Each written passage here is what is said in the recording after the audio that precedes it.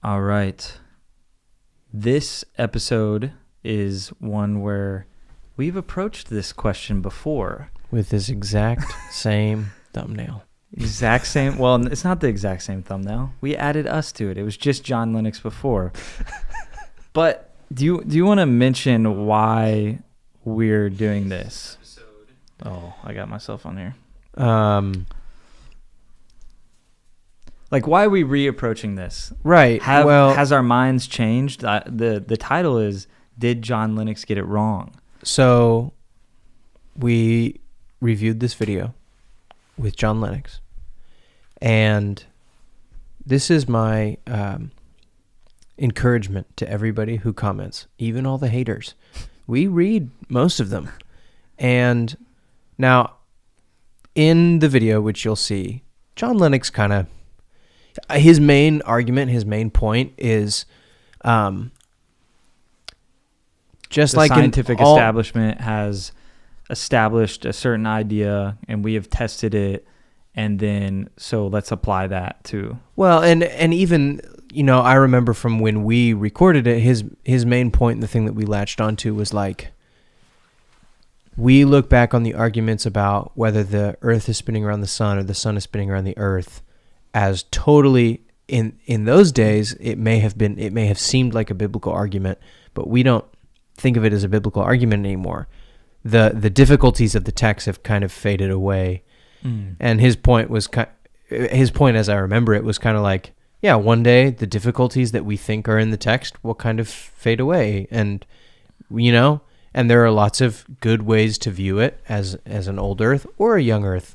And the difficulties of the text will just fade away as science becomes more clear. And I remember the way that we took that was, yeah, he's got a point. You could take it either way. But in the comments, we had a lot of people on one side who just said, you guys are a couple of idiots. I can't believe you don't believe the science. Evolution's obviously true, which were not always thoughtful or helpful. Much more thoughtful were people on the young earth side who came in and said, no, hey, listen, here's some biblical texts and some real biblical reasonings why you ought to take a young earth seriously.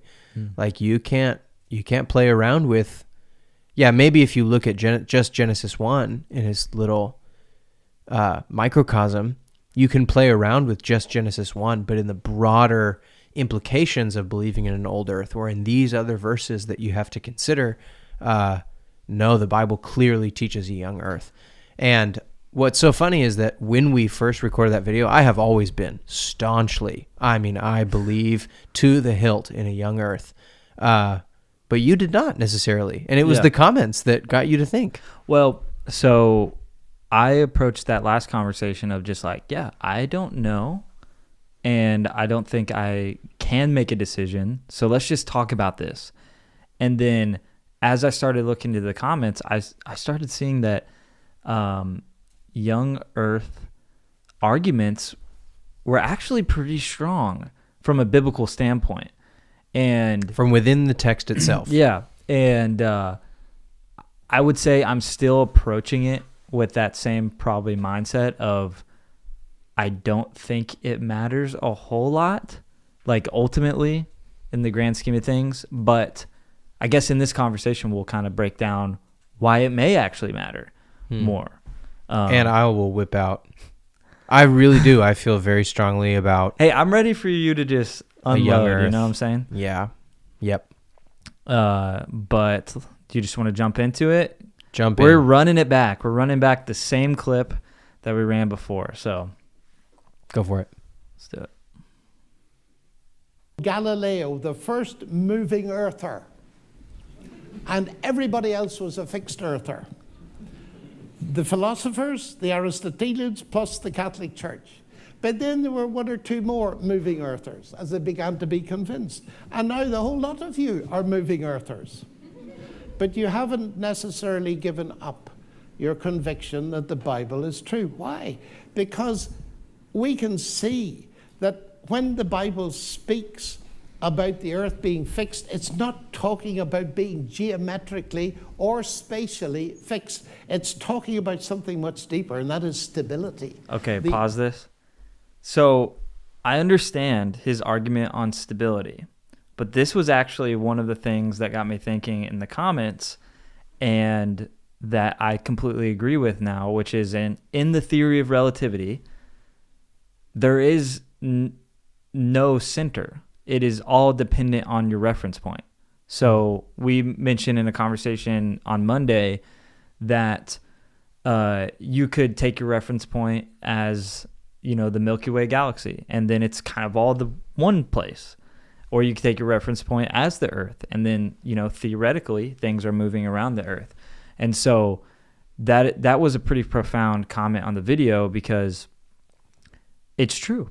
It all depends on your reference point. So which point are you determining as the center, or as what's rotating around the other? And even not even from we think of the little marble in space, and the Earth is not fixed, but totally from a standpoint of a human being who has never conceived of going out into space, Moses and Abraham and the writers of the Psalms, the earth, the land is fixed as I look out on the horizon. And so you go, well, duh, okay, the earth is fixed. Sure, of course the psalmist would write that. Yeah. That doesn't bother me at all. And we're perfectly in the, the Goldilocks zone per se, to where we can have perfect, biology emerge through oxygen and heat and everything, all the conditions you need for water. Yeah, for life to flourish.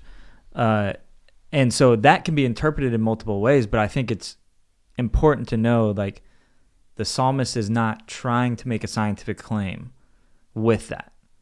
He's trying to make a spiritual claim of I think one of them is stability, but it's of there's order, that God is a God of order. But it is an open question if you can apply that same logic to Genesis 1. Is Genesis 1 just a theological or spiritual claim?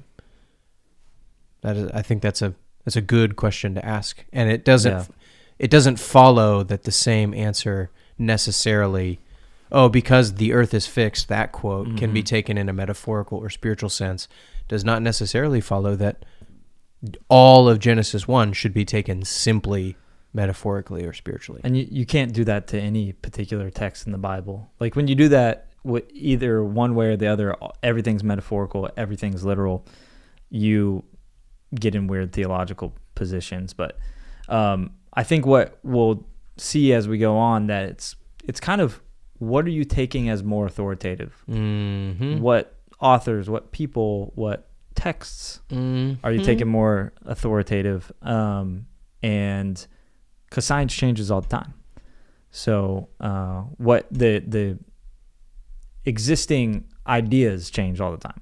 So let's continue. And the Bible refers to this. He's made summer and harvest, they're fixed things, and they depend, the stability of the earth and its orbit, for example, depends on gas giants and inverse square law of gravity and everything else. And we're happy with that. But for centuries it was difficult. Now come with me if you can. It seems to me a very similar thing is happening with your question. You can believe, if you want, that the Bible says the earth doesn't move. You can believe it, but you don't have to. Now, I want to argue briefly that you can believe that the earth is young and the universe is young, but you don't have to, because the Bible doesn't claim it. Tell me why James Tour is sitting there like totally young earther, like just like I'll tell you why. I don't know if he is. I will tell you why. No, I will tell you why. Because there's two main assumptions that an old earth hangs on. And one of them is evolution. You need massive timescales for evolution. And James Tour knows that that's a load of baloney. So I can't speak for James Tour. I would love to sit down with him. He's just a couple miles down the road. You're saying it the wrong way, right? So it's actually the other way around, that evolution, young earth is needed for evolution. No. So So evolution is hanging on whether young or old Earth rather than like the Earth could be old and evolution not be a thing. They work together. Yeah, but they work together. Like the Earth could be old. Why Earth could be old, mm-hmm. and there be no evolution. That's true. But if evolution is true, you need the Earth to be old. If the Earth is young, evolution is dead in the water. But I think that it seems to me, I do know that James Tour thinks that evolution is dead in the water anyway. Totally. So he doesn't care about an old Earth. He's willing to take the text at face value. Yeah. Because there's no dog in the fight to force the Earth to be old. Whereas for the sake of science or for the sake of evolution, many scientists will say, well, the Earth has to be old in order to fit in these timescales for evolution, where James Tour doesn't care. And that's including like theistic evolution. So this is believers who believe in an old Earth. Right. If you are going to pick up the narrative of the standard narrative of the fossil record, that all the way down here is 800 million years ago, and then we work our way through the fossil record of gradual change over time until we get to Homo sapien. Well, not even the fossil record. You're talking about the layers, but the fossil record doesn't even show in between species. Like the fossil record disagrees with that. That's why I mean so, the standard narrative of that the some people take. Yeah. They want to. A lot of people in college and things like that, where like maybe that was the way God did create man. Who's to say he couldn't use that? He uses other forces of nature to bring things about, and he did bring man from the dirt. So you could interpret that as I'm just presenting that position. Well, and one of the best comments that got left over and over and over again was, then what you're saying is, when God said, if you eat that fruit you will die, was not when death was introduced. If the scripture teaches that Adam introduced death to the world when he sinned, actually that's not true. Yeah. That death was there for millions and millions and millions of years. I think that was the most convincing comment for me. Really? Yeah, because it does present a very legitimate theological problem of the legitimacy and accuracy of the text. Mm-hmm. The only way around it that I could think of, is if ancient dinosaurs were at the same time as man. But then it just you don't need that, because then man was created at the same time. So this for me really is the most compelling one. Ready? It's in the 10 Commandments. So God is giving the 10 Commandments. You'll have no other God before me. No idols. Don't take my name in vain. And then commandment number 4 about the Sabbath day. Remember the Sabbath day to keep it holy. 6 days you will labor, do all your work. The 7th day is a Sabbath. For in 6 days the Lord made heaven and earth, and the sea and all that is in them, and rested on the 7th. Therefore the Lord blessed the Sabbath day.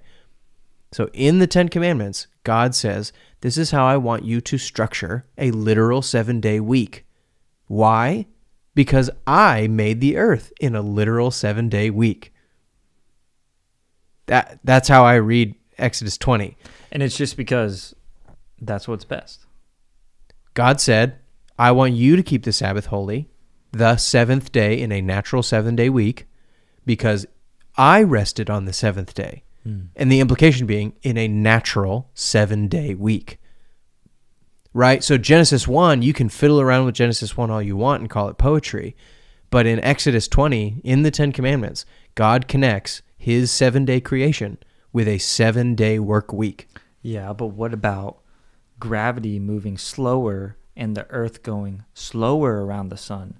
So the days were longer. The days were like a whole year instead of 24 hours. What about that?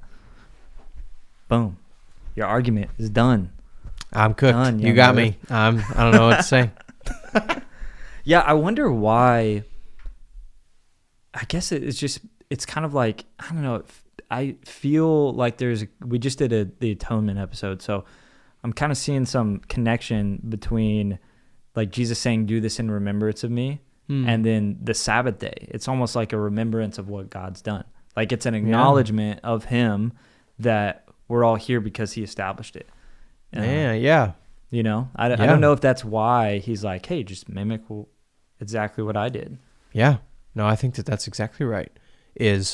That is the rhythm of, and then there's all these nested kind of rhythms of 7 of the Jubilee year, or the year of release, and then the 7th year of release is the Jubilee year, and then so there's all these patterns of 7 that are nested within each other that are exactly that, the remembrance of God's not only creating but saving and redeeming work. It seems like it has to do with lordship, where there's order and establishment. There is a king. Like a kingdom is going to have some order to it.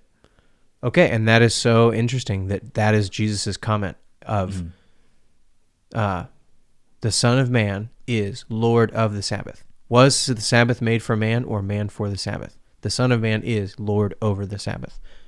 And he tied it to lordship too, that man was meant to rule over the Sabbath and enjoy it as part of his ordered kingdom, and not for it to boss him around, and that Jesus, as his place on the throne, is the Lord of that day, to rule over that day of rest and rejoicing.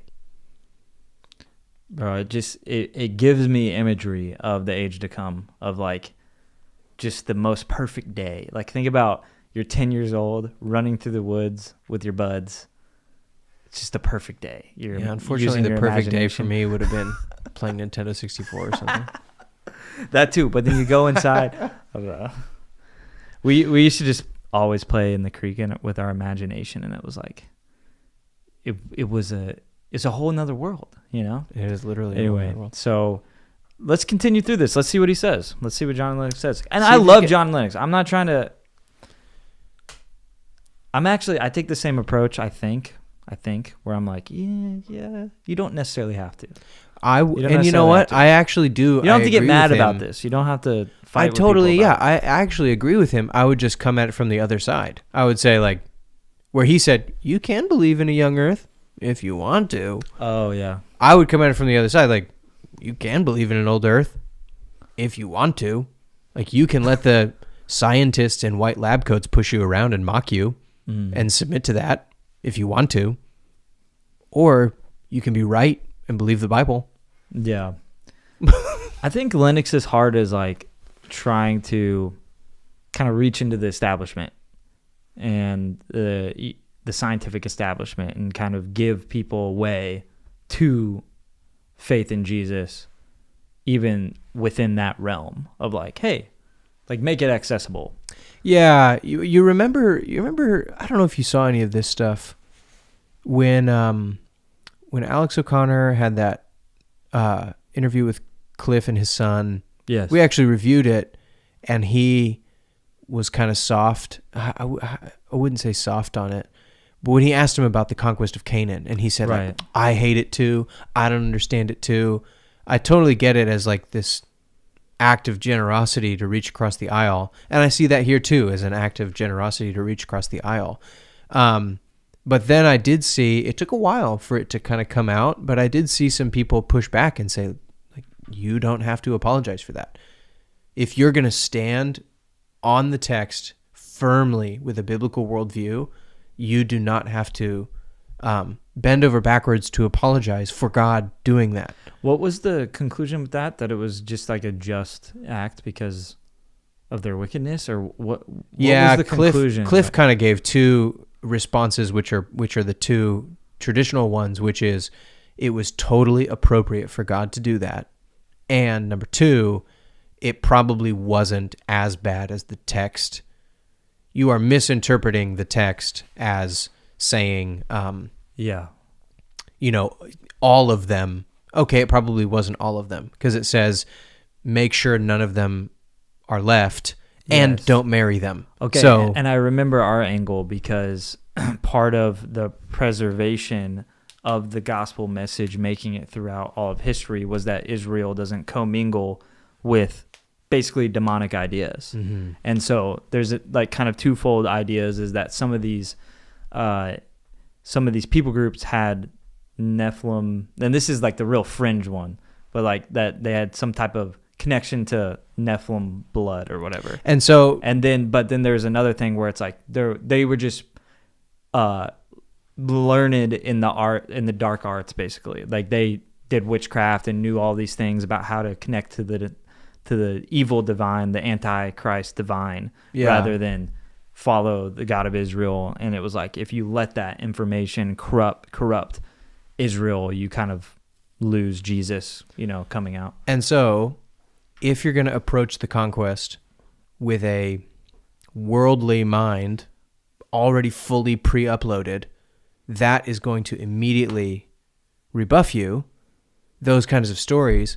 But the point that those videos were making were, if you will firmly root yourself in the text, the conquest of Canaan makes it comes out of a biblical worldview, and you don't have to apologize for it. And I think the same is true for the age of the earth. If you come up against the text, you open it to page 1.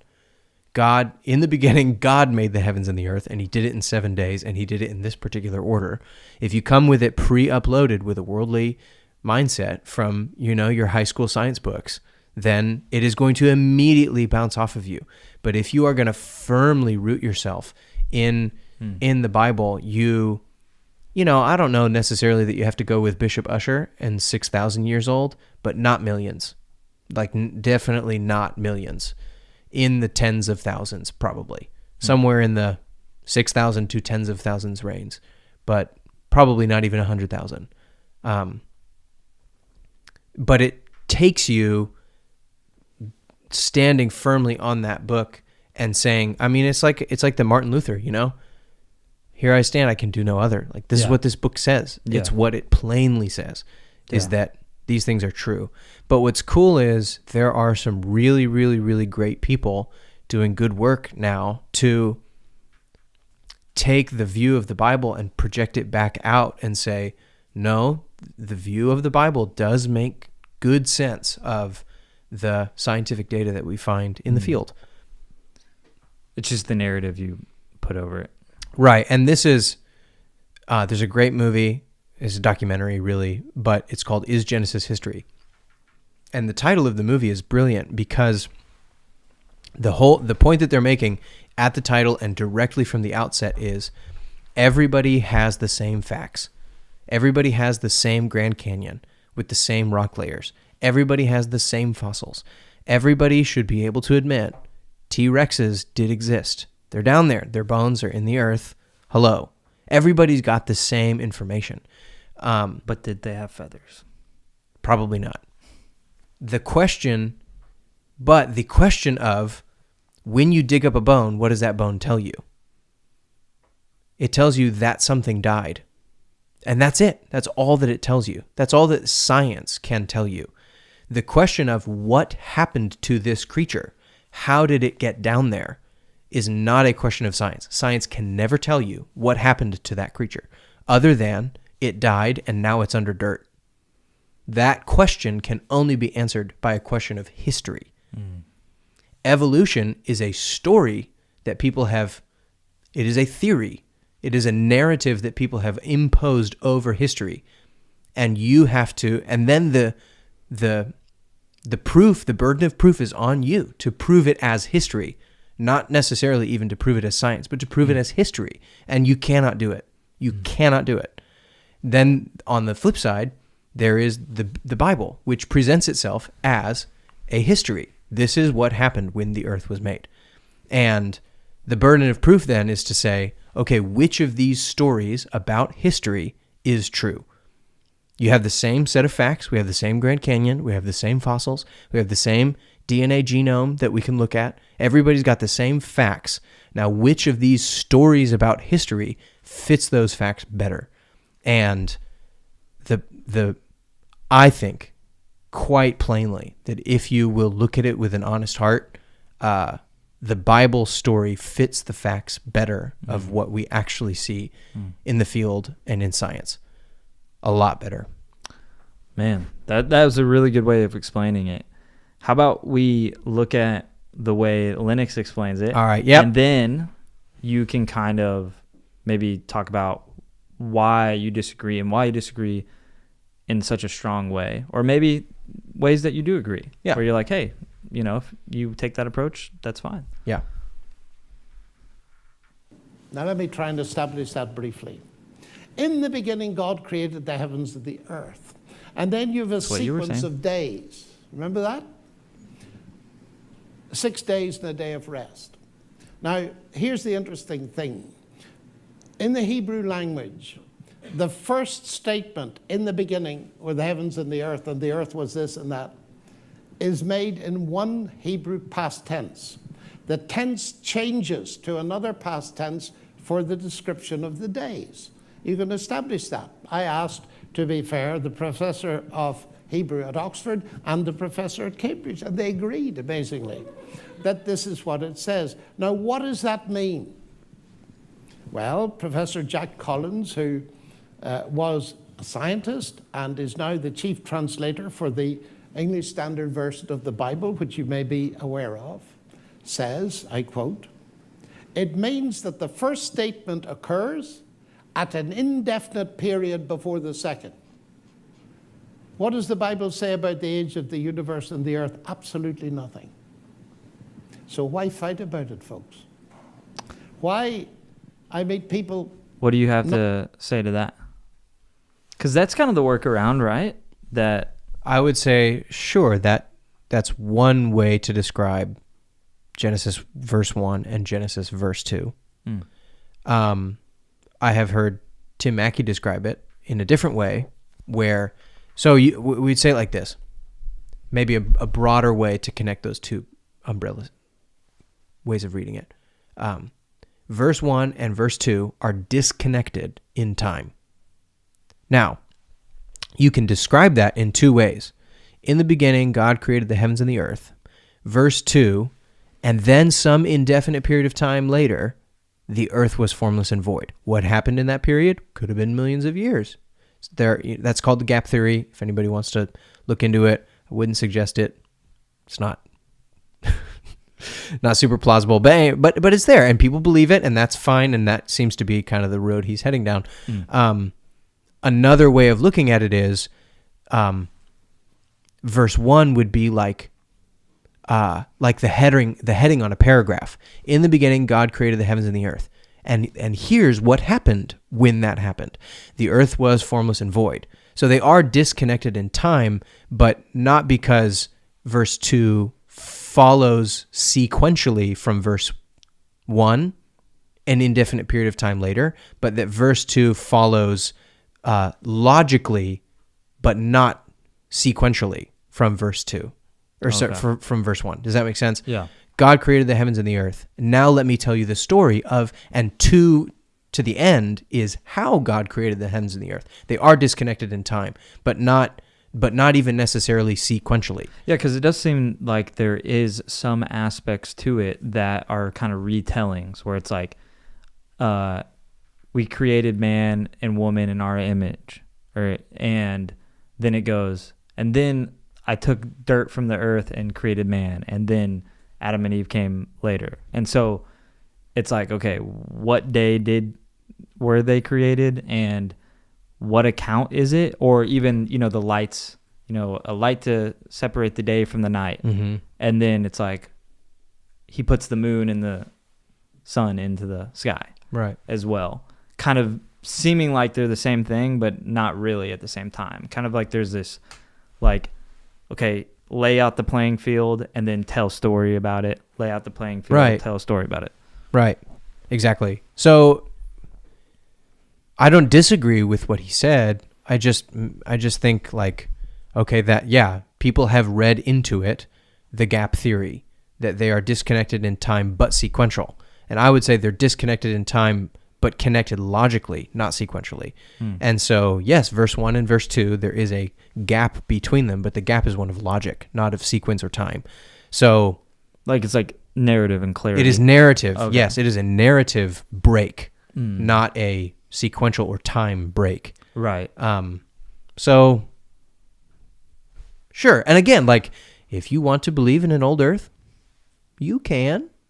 People have read Genesis 1 and old earth into Genesis 1, but the rest of the Bible you really got to grapple with, and the science, as strange as that may sound for somebody coming fresh into this video to hear. Yeah, because I think what happens is people go, oh, well, it's pretty scientifically established that there is fossils that are this amount of years old. And so those fossils came about in that gap theory time period between Genesis 1 and Genesis 2, and that's how that took place. And then God made man. So it's not necessarily theistic evolution. It's these other things were created first. Right. But then you run into the problem of death before the decision in the garden to take of the tree of the knowledge of good and evil. And then even the idea of like Adam naming the animals. Like, did God create some other animals and didn't give them names, and then did some iterations of those, and those are the dinosaurs, and they didn't work out too well, and he hit him with a meteor, and then he brought some to Adam after he created. I don't know. It seems like there's a lot more hoops you have to run through, and that's where it goes into the conversation of like, okay, do we know for sure that the established idea in the scientific establishment is true? Yeah, that is the question. Yeah, am I going to bow to the white lab coats, to the scientific consensus? Do I have to concede that point? Right? And again, like, to go back to the conquest of Canaan comparison that we made, like, you have to concede the point. It was wrong for God to do that. Okay, yeah, I get it. Yeah, that was wrong. No, that is actually precisely the point that I don't feel like I have to. Right? No, I don't feel like I have to concede millions and millions and millions of years somewhere because the white lab coats tell me. Like, no, actually, I don't necessarily think that. So, why don't I take the book and re-examine the facts of my world? Walk me through that to the best of your ability. Walk me through that logically. How you looked at the facts in light of the scripture and then decided that this line of thinking, the young earth line of thinking, is more logical in your mind. Right. Okay, so remember I said there were two really pillars of millions and millions and millions of years. One of them is you have to accept evolution. And in order for there to be evolution, you must find massive, massive, massive timescales. So you're already going into it thinking all these minor changes over millions of years. So there must be millions of years somewhere for me to find. And just to clarify, that's just a theory. It doesn't necessarily work that way. Again, like I said, it is a story that you are telling about history that no one was around to see or record. Because we did a Stephen Meyer video a while back, and the whole idea was actually the opposite happens. Giving enough time, you have more errors in the DNA formation and the proteins connecting and all of that than if you were given a shorter amount of time. So given the more amount of time, there's more failure. You don't just get code. You don't get computer code that's our DNA with random mutation over a long period of time. There's this great video. I love it so much with James Tour. I think it's done by the Discovery Institute. And they ask him a question and he like talks and you can see him get more animated and more frustrated and more. And then it's like the video cuts to black and they ask him another question and he's like back to being composed. And but in one of those really animated states, it's just like impressed onto my mind is he goes like, in organic chemistry, time is not your friend. Mm-hmm. All of these compounds are constantly degrading and falling apart. Time is not your friend. You need to work as fast as possible. These elements don't just like stay together and wait around for the next part to bump into it and form the beautiful molecule that you need. He's like, we are racing against the clock in perfect conditions. In perfect laboratory conditions, we're racing against the clock to put these compounds together. With a mind. with a Interacting mind. to it. Yeah, he's like, it is extremely difficult. It requires massive intelligence and lots of years of study to be able to take these compounds and put them together like we do. And he goes, and we can't even, like, we can barely do it with all of our mind and with the pre-made compounds. You think you want me to expect to believe that this all happened randomly without any guidance, without, he's like, absolutely not. Nope, absolutely not. So I'm talking more about the grand scale of fossils and the Earth. So that's one, is evolution. You need massive timescales to fit it in there. Number two, the assumption that you have to start out with, and this is an assumption, you have to take this into the lab with you before you ever begin, and it is this. I should pull up that verse from First Peter or Second Peter.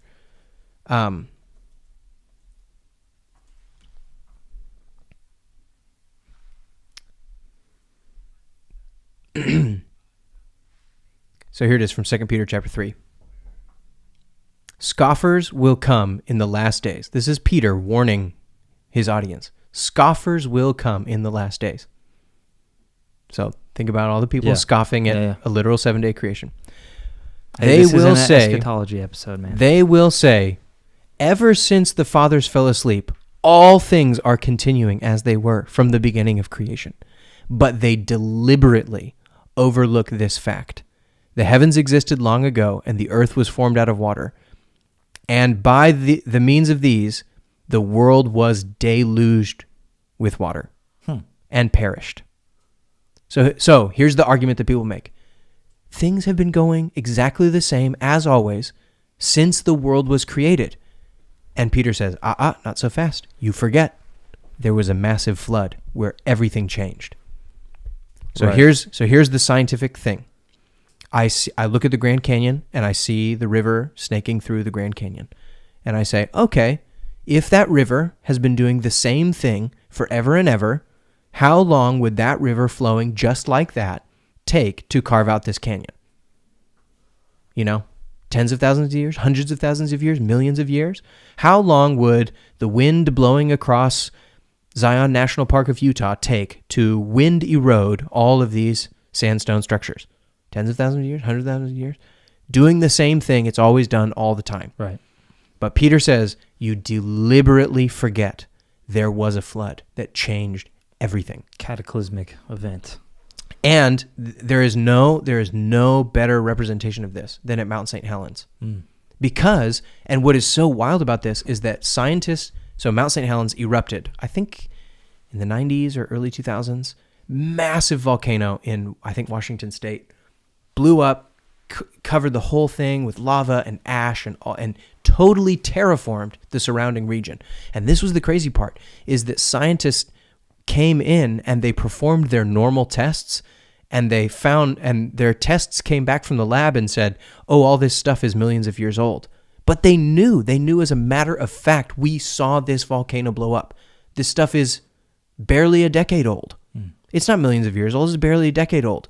But you would have to know, again, the history. It is not a question of science. It is a question of history.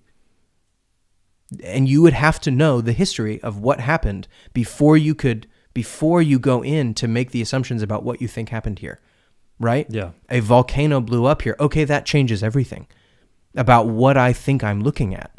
And in the same way, if you look at something like the Grand Canyon and you think, oh, this river flowing as it's always done since the beginning of creation, well, how long would it take to carve out this canyon? Millions of years? Okay, whatever. On the other hand, if you say about 4,000 years ago, 3,000 years ago, there was a ginormous flood that covered the entire earth with so many cubic miles of water flowing across the land masses that totally terraformed everything that we see. And when you look at our rock formations with that lens, that all these fossils in these rock layers were not laid down over millions and millions and millions of years, but over a couple hundred days of the flood, of massive plate tectonic shifts and tsunami waves crashing on the shore and covering things in rock and dirt. And this to me is How does a fossil form?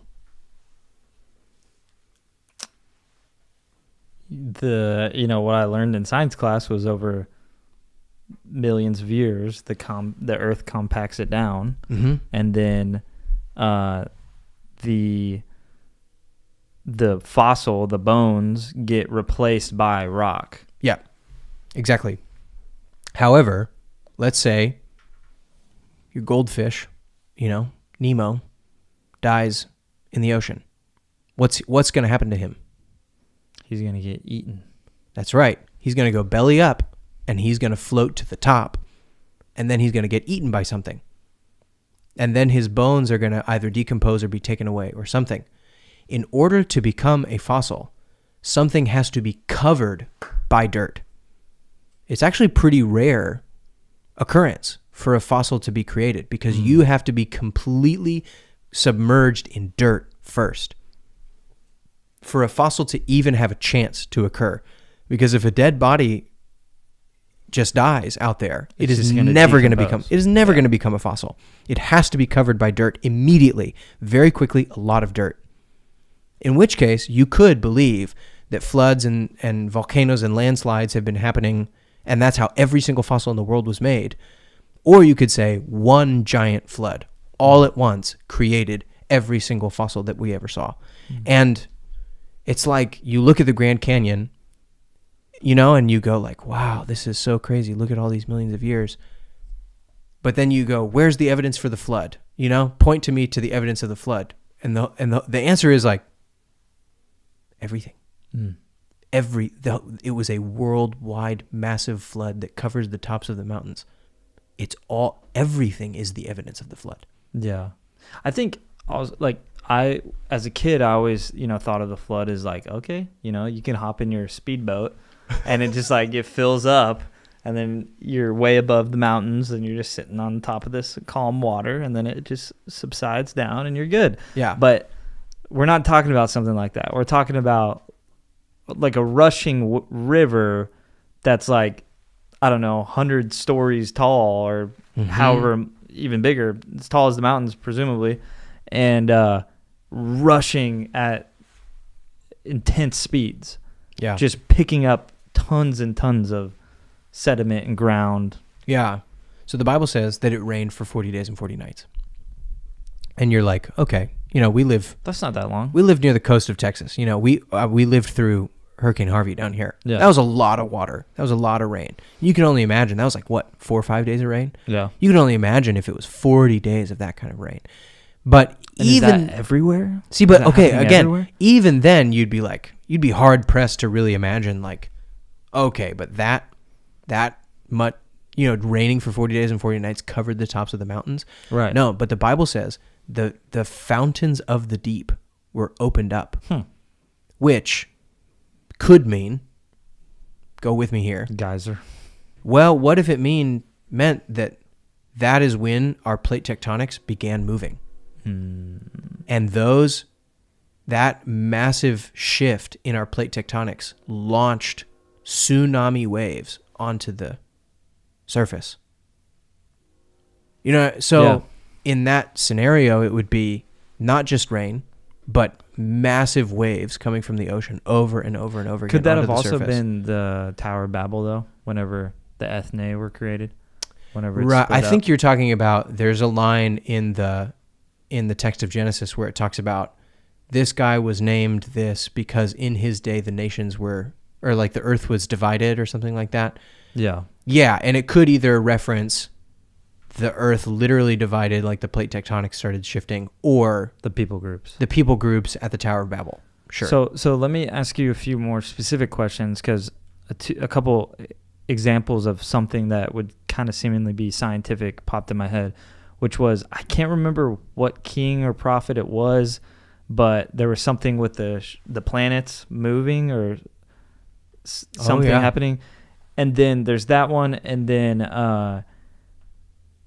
so do you want to touch on that one? Does that play into what you're talking about at all? Because and then I'm thinking pre-flood, how people lived longer. So you could assume that meant the conditions of the earth and the atmosphere and Were radically were different. different. Yeah. Yeah, I remember like reading a book with my kids and learning from whatever, you just pick up information like this. But there were some fossils of pterodactyls and large birds that we found that would have never flown in our atmosphere. But if our atmosphere was something like twice as thick, then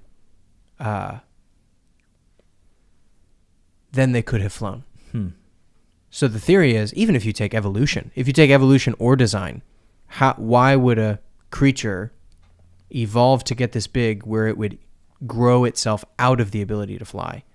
You know what I mean? And not like a dodo bird or an ostrich, but this thing was clearly meant to fly. Yeah. And so natural selection or design would not fit you for that. So then the conclusion, of I think where I heard this was a secular scientist was like, yeah, the Earth's atmosphere must have been a lot more dense in the past. That's crazy.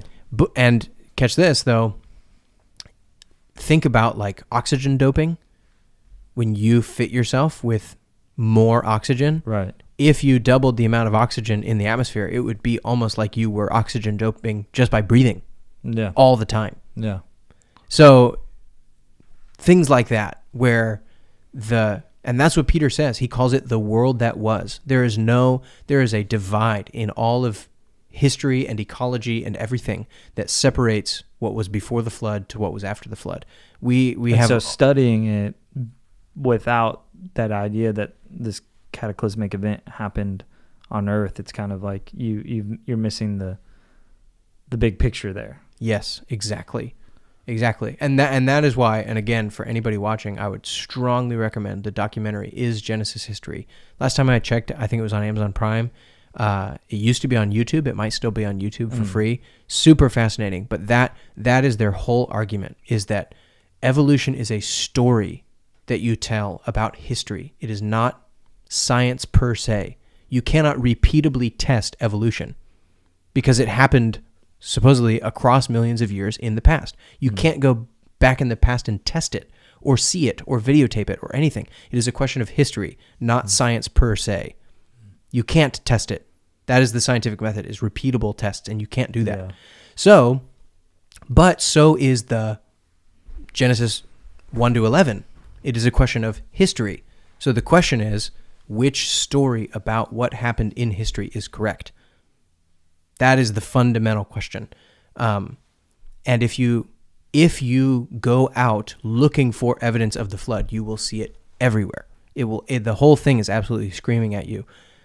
The world was deluged in a massive worldwide flood. And I think even like people that don't believe the Bible is actually inspired, there's several secular historians and people who believe in worldwide flood. Oh, yeah. Yeah. Through anthropology. I mean, I think guys like, what's that guy's name? I know it's been popularized on Joe Rogan. Yeah, I was going to say Graham Hancock. Yeah. Guys like him who believe in these cataclysmic events. And there are enough anthropologically. Go back, let that bit. Totally. Tribes across the world, all over, all have a flood story, which all share similar elements of the earth was evil, the gods wanted to destroy the world, they chose one family, he and his family got on the boat, this guy and his family got on the boat, they brought a bunch of animals with them, they were saved through the flood. All over the world, in places that you would never ever connect. I mean, it is like more common than it is not common to have this story deeply rooted in all these ancient cultures, up to modern day cultures. And you would think, if all of these cultures share a common story, and it's not rooted in history at all, Yeah. And I think so people, even secular people like Graham Hancocks of the world, have caught on to that of like, there really is something here. And that same evidence of like the whole, if you will look for it, if you will just open your eyes to the possibility of a cataclysmic event, the entire geology of the world is screaming at you, a cataclysmic worldwide flood. And they do not necessarily interpret it as the flood of Noah, but they do interpret these cataclysmic worldwide events. But what's happened is we have generation on generation now where the biggest place of influence was the schools. That is classic conditioning over and over of a narrative and storyline. And it makes you feel good. I mean, to have a narrative, it gives you identity. It allows you to feel like you have the world figured out a little bit. And I'd much rather, prefer having some type of narrative to none at all. And so it is comforting and it feels good to the ego to, be like, oh yeah, like we know exactly how all these details actually, what the narrative is that these details tell. Yeah. In science, and the science says this and the science says that. You just brought up, we'll just bring it up. You're bringing up the RFK like hearings of talking about big pharma stuff and how the whole argument that we've been hearing for the last 5 years is just like the science is settled. When what you really mean is it is a worldview of scientism, and the worldview of scientism is the consensus of the educated, the people in the know, the people in the white lab coats. Yeah. The consensus that they have is, we'll just slap a big label on that. That is interesting. The science. Because we don't actually believe that. That's why we have a democratic republic. Because we don't believe that just because it's the popular view, that it's the right view or it's true. Like with any particular thing, we don't believe that's just because lots of people agree upon one set of ideas or narrative of something. And you want to go back and look at the greatest achievements in science. People. Oh, just the deep irony that people want to take the heliocentric model and be like, yeah, Galileo and Copernicus, like those guys really stuck it to the church and they stood up to the religious dogma and questioned the religious dogma. And now, how the turntables. It's the scientific dogma that you are not allowed to question with your religion. Right. But that is the whole spirit of science, is to ask a good question and look into it. And that is the whole irony of scientism today, is that you are not allowed to ask questions or question the scientific dogma. I think that's what Lennox is trying to kind of maybe push back on a little bit, is this idea that you can arrive at Jesus being God and him rising from the dead through a scientific lens. And I think that's perfectly true. Like you can go, okay, I want to figure out if it is a logical conclusion, right, to put my faith in Jesus as the Messiah, as God, and I need to gather all of the evidence, whether for or against, and then see what the probability or the likelihood of that being the case is. I think that's how we went to a Sean McDowell talk one time, and that's kind of what he said. He's like, you don't know for sure. You don't have a certainty just in the facts alone. Yeah. But the followers of Jesus dying for the claim that they saw him raised from the dead, being put to death for that, gives you a very high 90 percentile likelihood that it was true.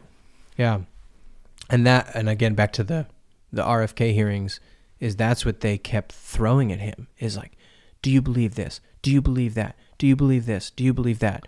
And he kept saying, like, all I want to do is look into it. I believe in good science, and good science means asking the question and looking into it. And you won't let me do it. That's what I'm here to do, is to ask the question and actually look into it to find out if it's worth believing. But you can't ask those questions. And that is the great irony right now. It is almost like a religion. It's a cult. Scientism is a religious dogma. True science is a tool for how to ask a question and how to come up with evidence to decide on an answer. It's a very similar response as to when you push on that like one theological thing that someone holds on to very dearly, that they kind of idolize. Yeah. Oh, yeah. And it's like, no, you can't say this, fill in the blank, what theological, whether it's, I won't even list people them get out, that way about young earth, and Yeah. people get that way about old earth, and people get that way about God inside, outside of time. People get that way about, predestination. Eschatology. Yeah. It's like you can't even ask these questions. It's a fact. Yeah, but the heart of a true Christian is open to and ready to receive all kinds of truth. Yeah. The heart of a true Christian is ready to ask the tough questions, and I love this verse from Thessalonians. It said, they decided to live in unrighteousness because they did not receive a love of the truth. Mm. And that sense of that's what it means to be a Christian, is to receive a love of the truth, to want truth more than anything. And those are Jesus's words to Pilate. I mean, whatever it costs. Yeah, and Jesus says, like, anyone who listens to truth belongs to me. They're my people. And Pilate is the perfect modern response. Yeah. What is truth? And there's more ways than just engaging with the mind to arrive at truth. Like, it is an intellectual pursuit, but there's also an experiential pursuit. Yeah. That every one of us goes through, and an emotional and a moral and a relational pursuit where you have to kind of reconcile, like, does love exist? Is there actually right and wrong? All of these things. Yeah. I did pray that prayer when I was, 7, and it did come to pass. And, and I look at all of these accounts of my life, of these things happening. You got to take a culmination of all that and take that into account. Yeah. I think, but this particular one, because I really am interested in science. Yeah. Because I really am scientifically minded and I'm good at it and I'm interested in it, frustrates me a lot because you're saying young Earth is not anti-science. It is not anti-science. Absolutely not. No. True. I mean, sure. Your Uncle Rick, who posts on Facebook sometimes about flat Earth and young Earth. Seems a little wacky. Totally. Don't put us on that bucket, though. Are you a flat earther or what? No. Nope. I believe we went to the moon. I believe in a round Earth that revolves around the sun. Oh, no. I'm not taking you off the chopping block yet. No, I'm playing. Yeah. Well, any more to say on this? Anything to wrap it in? No, not unless you do. No, let's move on. Okay, so this next topic is the spiritual meaning behind Israel's enemies in the scripture and in history. And this is Victoria, could you pull up a map? Like a map of Israel and all the surrounding nations? So we're going to throw in a map today. Let's do it. This is a revelation you had, right? Yes, I was reading. Explain to people who may not be from the charismatic world what that even means. You know that picture of Antonio Banderas? It's kind of like old. No. It's like one of the original GIFs. Okay. He's at a computer, and the GIF, it's from a movie or something. But in the GIF, he just goes like this. He just goes.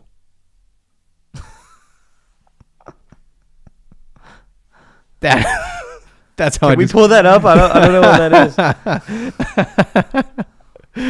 I bet if you just look up Antonio Banderas. Hey, I will say, before we fully move on, there was one comment in here, or one chat from R. Gabe Davis. He said, some fear being mocked by the establishment, so much so that they will throw the Bible out.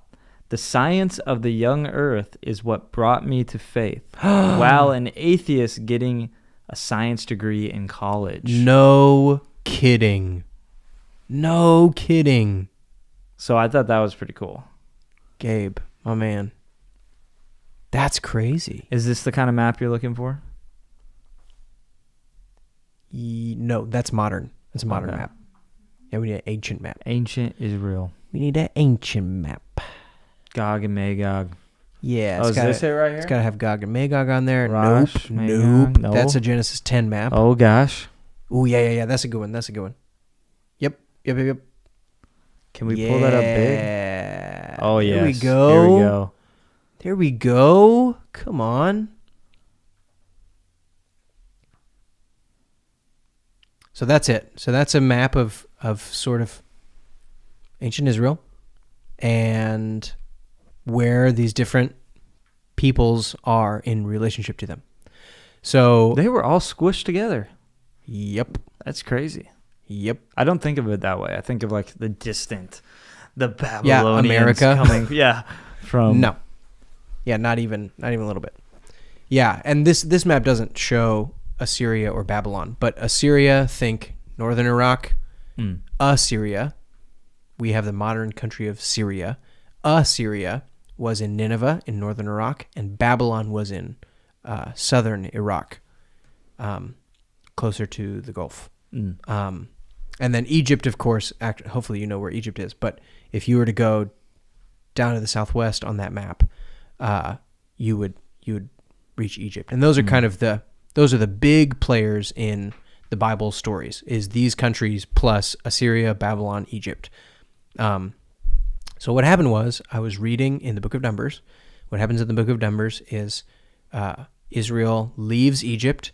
They travel around what would be modern-day Saudi Arabia for a little bit, just south on this map of this image.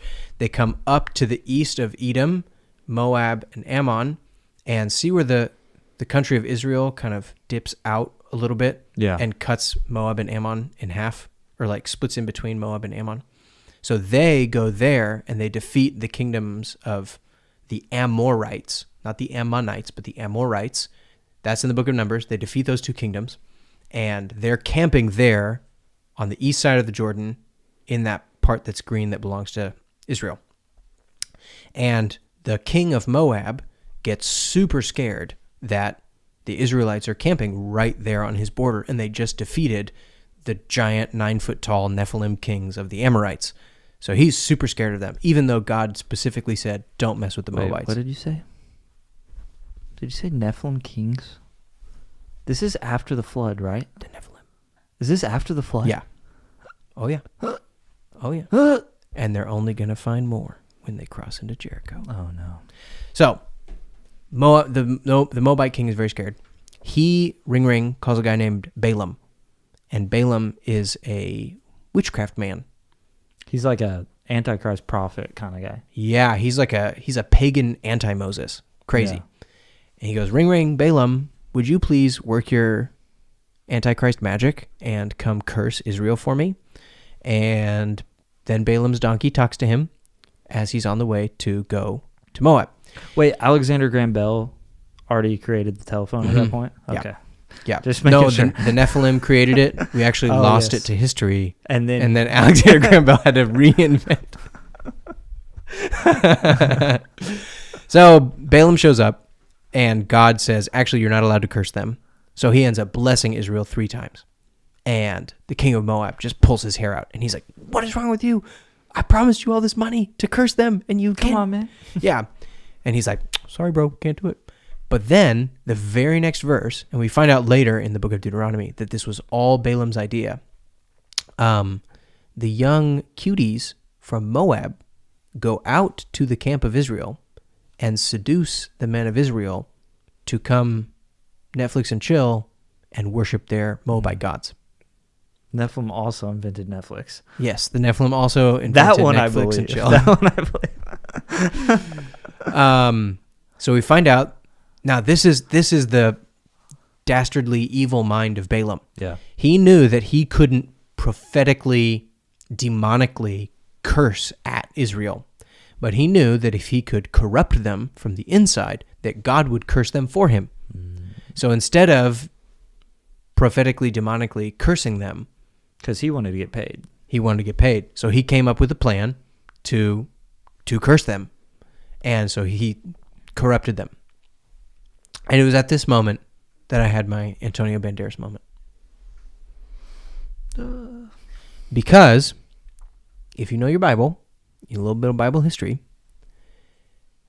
do you know where the Moabites come from? No. Oh, okay, great. So You're explaining all this, and I'm just like, man, I need to study.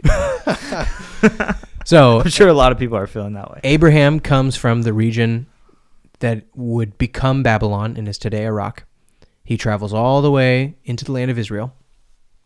And they're down near, closer to where like Hebron and Arad are. And his cousin or his nephew, Lot, I think it's his nephew, Lot, is with him. And they're chit-chatting. And Lot's shepherds and Abraham's shepherds are kind of getting in fights. And they say, you know what? Listen, we just gotta separate, get our people apart from each other. Our two clans are too big. We gotta go our separate ways. Lot decides that he's going to go down to the southern tip of the Dead Sea there, in that little blank space between where Edom and Judah are. That's around thereabouts where Sodom and Gomorrah were. So he looks at Sodom and Gomorrah and he says, ooh la la. And he goes to Sodom and Gomorrah that's where he separates to. And Abraham stays in the land of Judah. We revisit Lot in 2 subsequent chapters where he gets sucked and sucked and sucked further into the orbit of Sodom until he is an elder of the city. The 2 angels come. God decides he's going to totally smite Sodom and Gomorrah. He sends the 2 angels to extract Lot out. And Lot and his 2 daughters make it out. Lot's wife looks back and becomes a pillar of salt. They're hiding in the mountains down there around Edom. And Lot's oldest daughter says, I don't know why, whatever this is. She either is afraid that the entire world has been destroyed or, there's no one left or whatever it is. And she says, we need to carry our dad's offspring. So they slip their dad some wine. She goes in that night and she is the mother of Moab by her dad. And then she turns to her little sister and says, now it's your turn. They do it again the next night, and little sister has Ammon by their dad. This is just total disobedience that's led to this. Totally, totally messed up. Yeah. But the whole point is, in that moment, reading in the book of Numbers, that same spirit of corruption in Moab that was from its very conception of like weird family addictions and corruption and lust and, do you know what I mean? Was there from the very origin and comes out through Moab all the way through. What's strange, I don't know if you've made this connection or thought of this, but it reminds me of Noah right after the flood, whenever he gets drunk off wine. I'm like, has really similar. And so you got to ask yourself, if those stories are so similar, what did Ham do to his dad? Yeah. If that's what the 2 daughters of Lot did to their dad, what did Ham do to his dad? Yeah. Is maybe it's not worth asking. Yeah. Maybe we don't know for sure, but there's some very strong evidence for. And that would be definitely one evidence. Yeah. Of that story. So I felt like I saw in my mind, Moab is more like Moab keeps playing this role. That Moab is the corruptors. They use and this is what it was. They use the spirit of Moab is always trying to get at Israel through corruption, family addiction, lust, and shame to bring you down into a curse.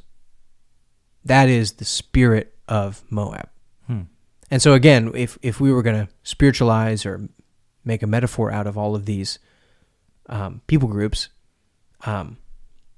this is the way that the enemy still tries to attack believers. And they all take all these different forms that are kind of epitomized by all of these different nations that surround Israel. So the Moabites is the attack that comes through corruption, family addiction, lust, shame.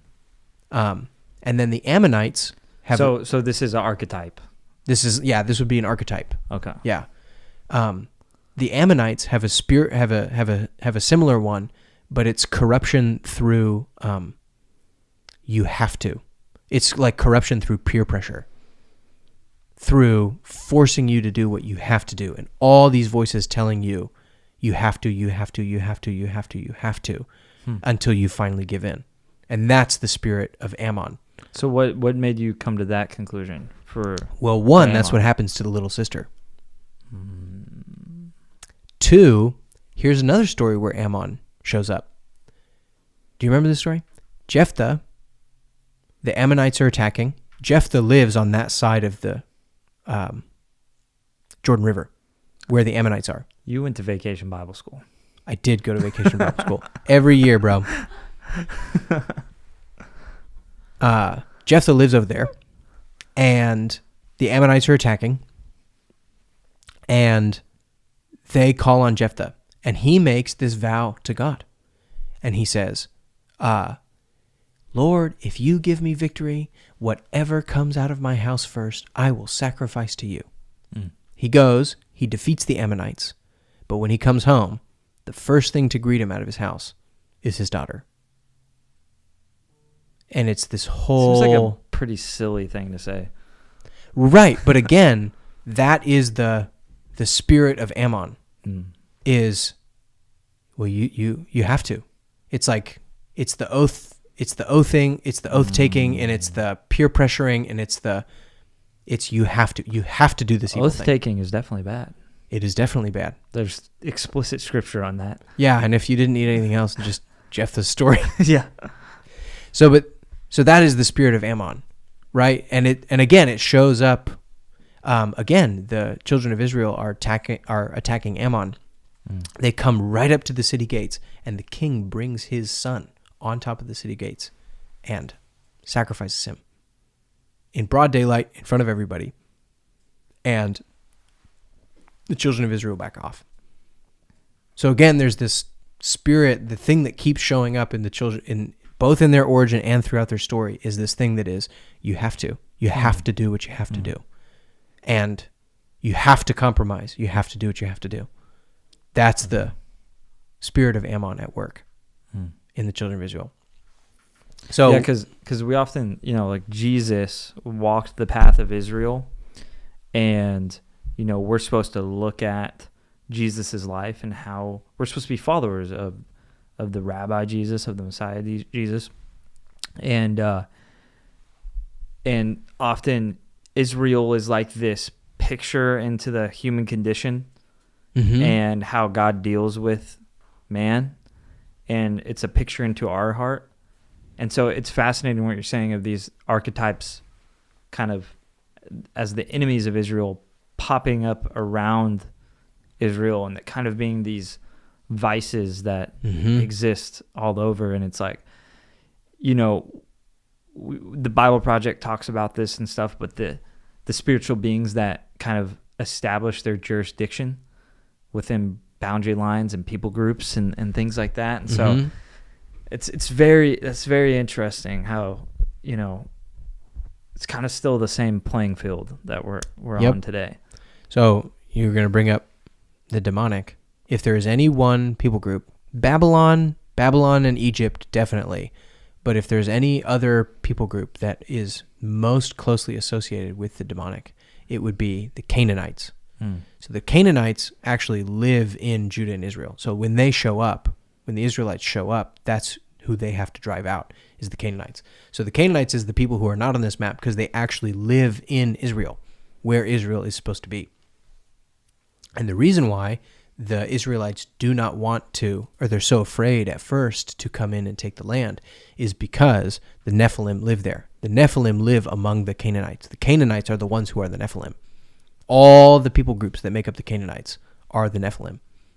And so the Canaanites represent... So no one wants to mess with them. They're terrified. So the Canaanites represent corruption, but through discouragement, compromise, and fear. So Moab says, don't you want it? Ammon says, you have to do it. And the Canaanites say, you'll never finish. You'll never win. Just give in. So the Canaanites win through, the Moabites win through the allure, the shame, the sneaky, the lust, the passion. The Ammonites win through peer pressure, through pushing, through. So why is that one the most associated? Why are the Canaanites the most associated with the demonic? because they are the ones that have the Nephilim in and amongst them. They're the ones that are the biggest and the scariest, and they actually live in the land. Does that kind of, like, the imagery of it is that they are directly in your path. They are the thing that you actually have to conquer and drive out. The Moabites and the Ammonites, God says you don't drive them out. That land belongs to them. Mocking, where it's like scoffing would kind of be an example of that, where it's like just trying to get at the core of how weak you are, and you'll never succeed, and don't you know, like, you better just give up now. You probably ought to just join our side. Don't even bother. You'll never finish. What's so interesting is that there are three people who show up when Nehemiah comes to rebuild the wall of Jerusalem. There are three people who show up. It's an Ammonite, a Moabite, and a Canaanite. Those three show up and tell them exactly that. If you don't stop, we're calling the king on you. You'll never finish. Oh, I can't believe what you're doing. Here, how about this? Why don't you just let me help you? Let me help you. I'm going to worm my way into... And Nehemiah has to fight off exactly these three attacks. Why don't you just let me compromise your mission? No. You can't do that. I'll call the king on you. No. You'll never finish. What is this that you're making? It's a pile of rubble.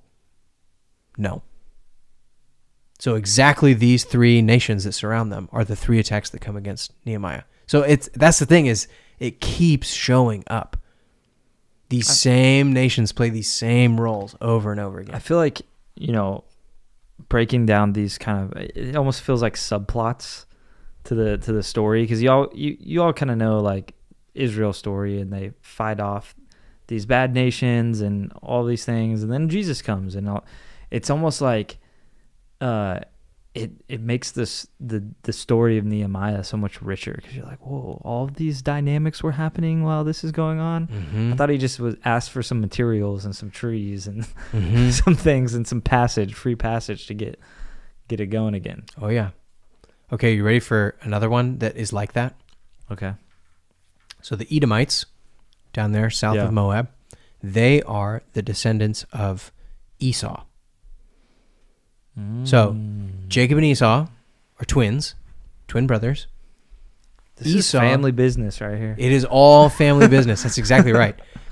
Esau is supposed to be the older brother who inherits everything. Right. And Jacob deceives him. Jacob deceives him and tricks him. Esau then decides that he's going to go off and spit in his dad's eye. Okay, so his dad, that was Isaac and Ishmael. So Abraham had one son who was supposed to inherit, but God promised him Isaac, so he gave it to Isaac. Ishmael he sent away. Then Jacob and Esau come from Isaac. Esau goes and marries one of his cousins, his uncle's girls. He goes and marries an Ishmaelite girl, just straight up to spit in his dad's eye. Generational curses, man. Okay. That's what it seems like. So then, remember, Jacob runs away to Syria. He comes out of Syria, and on his way, at his weakest moment, running away from his uncle Laban, here comes his brother Esau with 400 troops. And Jacob knows what's going to happen, because the last time he was talking to his brother Esau, Esau specifically said, "I'm going to kill you." So at his lowest moment, here comes Esau. Okay, and again, that's the tables have turned, because at Esau's lowest moment is when Jacob tricked him and took the birthright, remember? So now at Jacob's lowest moment, Esau is coming to take the upper hand on him. And in that moment is when God comes and wrestles Jacob and humbles him to his very, very, very lowest point and gives him a new name. You are the one who wrestles with God and prevails. He overcomes, he reconciles with his brother, they go their separate ways. Edom and Judah do not necessarily get along. King David conquers them, and the story kind of chills out from there until you get to the Babylonian invasion.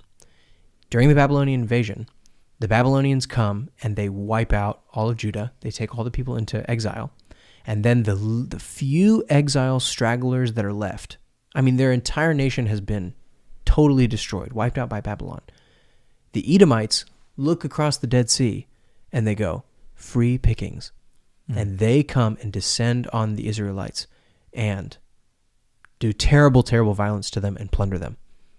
And after that is when in Malachi God says, Jacob I have loved and Esau I have hated. So he tells the Israelites, hey, don't mess with Edom. They're your brothers. I've given them that land. But after they do that in Babylon, after the attack of Babylon is when God says, you're done. I'm taking your land away forever. You're kicked out. Get this. You know who was an Edomite? Is King Herod. And again. Wow. Yep. Wow. He was an Edomite. At Jesus's lowest and most vulnerable moment, King Herod wants to seize control in that power struggle. Who's going to be the king of Israel? I'm the king of Israel. He wants to seize control and snuff out baby Jesus. So the Edomites represent the pride power struggle that goes back and forth, and when you're at your lowest moment, they kick you when you're down. That is the spirit of Edom. And I think that belongs to legalism. The spirit of legalism is the Edomites. Explain that more. Well, how would you describe legalism?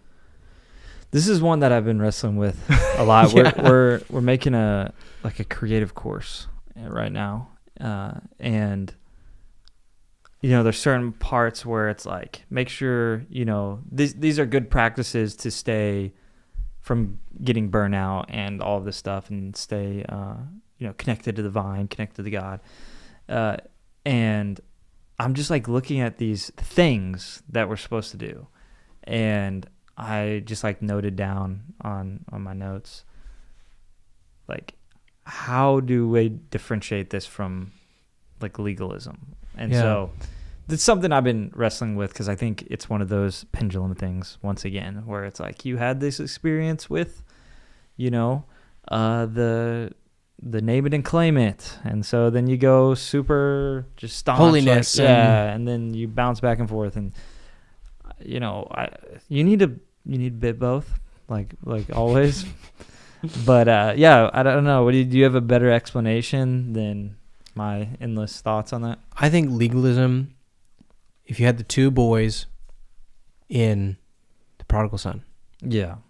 The prodigal the son that stayed back and was like, despised his brother. Right. And was like, what the heck, Dad? Like, I've been here this whole time doing everything you wanted me to do, and you killed the fattened calf for him? Exactly. Okay, but that is the argument of legalism. I did everything right. I'm owed it. Right. And the dad's response to the older brother is, you could have received too. Everyone here is receiving of my love. Right. But the older brother does not want to receive. He wants to earn. And competition is in the way. If you receive, everyone can receive freely. If God loves me and I receive it, then God can love you and you can receive it, and it's free. But if I can earn God's love, then I can earn more than you, and everyone else is a competition to me. Right. And it makes you better. And so pride is at the root of legalism. Is like, I can achieve in religion. I can achieve through morality. I can achieve through Bible study. I can achieve through name your denomination, name your emphasis, and that's the form that legalism will take. And its root is pride, and it always seeks to it always has to take out the competition, and it especially delights in kicking the competition when it's down. So I think my problem with the idea of legalism is that it strikes a distinct image in my mind that has been played over and over and over and over, like since I've been a part of the church, right? Where it's like the Pharisees. Yeah, the Pharisees were, that was them. And so is there another way you could phrase it other than legalism to kind of, because I'm trying to connect the dots between King Herod and, Edom and legalism, and how that is legalism. Like the kicking when you're down and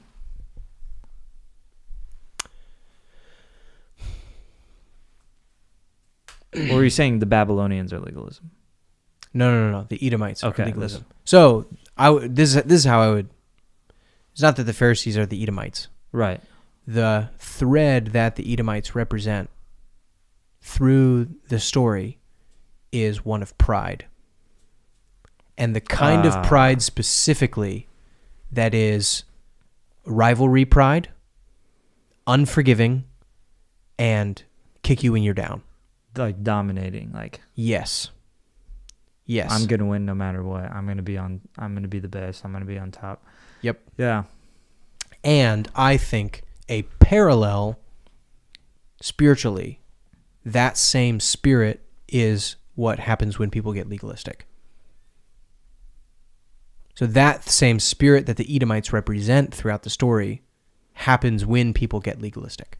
And it can manifest in a bunch of different forms. I think. Yeah, it can manifest. I think there's in a bunch like of a one forms. distinct form of like, Okay, I do everything right, and then there's other forms of that too, where it's like, okay, it doesn't matter if I do things right because I am in tune with the spirit, and you know what I'm saying? Like, Okay, there's hold like on. a different form of it.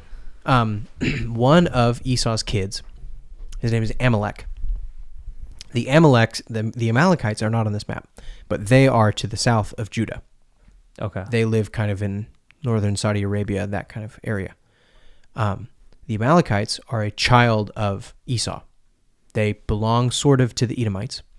When the Israelites are coming out of Egypt and they're traveling through the Arabian desert, the Amalekites come out from where they're at, totally unprovoked, and attack the Israelites. And that's the story of Moses lifting up his arms. And as long as Moses' arms are lifted, then they'll win the battle. They're fighting the Amalekites in that story. And after that story, God says to the Amalekites, you are my enemies forever. And when King Saul, remember he spares that guy and some of the best of the sheep, who he's supposed to be wiping out is the Amalekites. God said, I'm sick and tired of the Amalekites. You have to go get them. The Amalekites... He's like, nah, I'm going to be the king of kings, man. Because the Amalekites are a subset of the Edomites, they also represent pride. But not just the pride, but it's pride of a very specific form, the pride that manifests in outright hatred. And I think that this would be representative of like the Richard Dawkins of the world. So there are different forms of pride. Whoa. There's a pride that is like a rivalry pride, but you're kind of playing the same game. And then there's a kind of pride that is just manifests in outright vitriolic hatred. And that is what the Amalekites represent. And they are a subset of the Edomites. Like our comment section sometimes. Like our comment sections. That's exactly what I was thinking. That's what the Amalekites represent. Okay, are we on to Babylon now? Is that on your list, or is there someone in between? The same way that Moab, Ammon, and Canaan all were kind of like a triad. They all were like the same thing, but different forms. Venn diagram, a little bit. Right. Assyria, Babylon, and Egypt also are a triad of their own. They all represent kind of the same thing, but in different forms. Where Moab, Ammon, and Canaan represented like corruption and lust, and I don't just mean of the sexual variety. I mean like all kinds of desire that can entice you like in some way. Whatever you want to go get it. Assyria, Babylon, and Egypt. Don't covet your neighbor's sheep or something. Or wife. Yeah, both of those things. They represent a triad that is the world. The worldly triad. Because each one of them are the empires. And they are pitted against each other they all fight across each other, across Israel, because they're on all sides of Israel. So when they fight each other, they fight in Israel, like at each other. There's even a point in the King Josiah story when they're like, so we're going to fight in your land. You don't need to get involved. And King Josiah is like, and then he dies. Bro, it's crazy, like still seeing all of the conflict that happens in this area of the world, even today. Like, it's almost, it's like unfair that we live in Texas, It's probably We're chilling. it's the epicenter of security, like in the world. Like if you want to feel secure, there's an AR-15 on every. There's like 12 AR-15s on every block. So don't break into anyone's house because They will get you. Yeah. So in their worldly triad, Babylon represents the worldly system that entices you because you think it will work. yeah, Babylon is the worldly system where you can make a name for yourself. It is the path to stardom, wealth, fame, success, if you will only do it the way the world does it. Through the occult, if that's Taylor Swift or whoever you want to. and it seems good. It's working. Yeah, It's working for them. They are making a name for themselves. That's what God, when God looks, this is their origin story in the Tower of Babel. And when God looks at Babylon, at the Tower of Babel, he said, if they succeed, nothing will be impossible for them. It's not that Babylon isn't working. Babylon is working. yeah. And that's the problem, is that if you join Babylon and do it their way, you will succeed. Is it worth clarifying like the whole idea of the Tower of Babel being a pyramid, right? Right. And yeah. it's more than just, it's like a metaphysical thing going on. There's a grasping for the They were divine. after power. Yeah. Yeah, it was not like a silly tower or a statement. It They're wasn't like, a skyscraper. "We're gonna make it."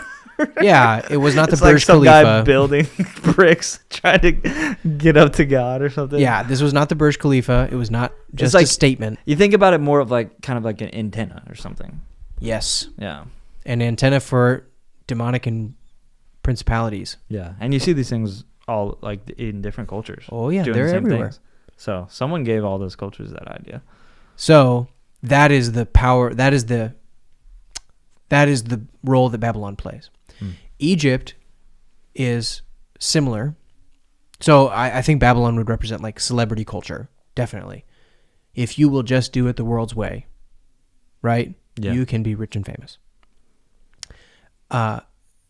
Egypt represents something similar, except it is the worldliness, but it's the worldliness of bondage.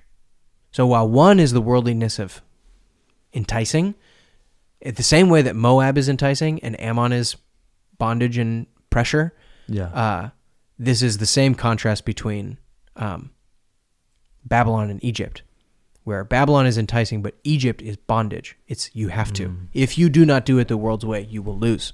If you do not do it the world's way, you will not get what you want. If you do not do it the world's way, you will be left out in the wilderness.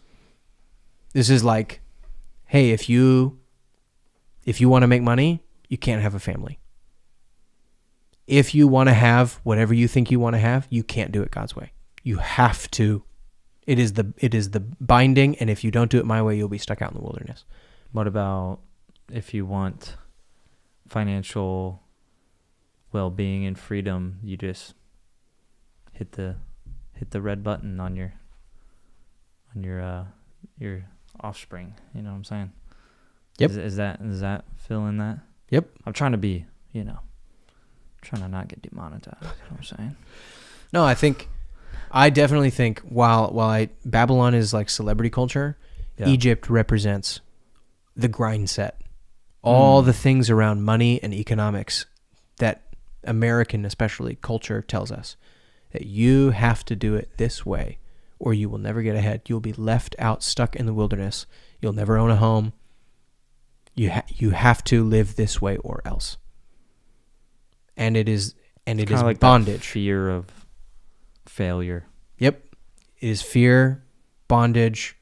Because remember, when the Israelites get out into the wilderness, that's what they keep saying. Oh, we had it so much better in Egypt. If you'll do it the world's way, you can have leeks and onions and you can have everything you want if you'll just do it the world's way. If you'll agree to live in bondage, Right. we'll feed you. You can have prosperity. Yeah, and that's the exchange many make. Mm-hmm. Assyria was especially known for their violence. That was, I mean, even historically, they were ultra violent people.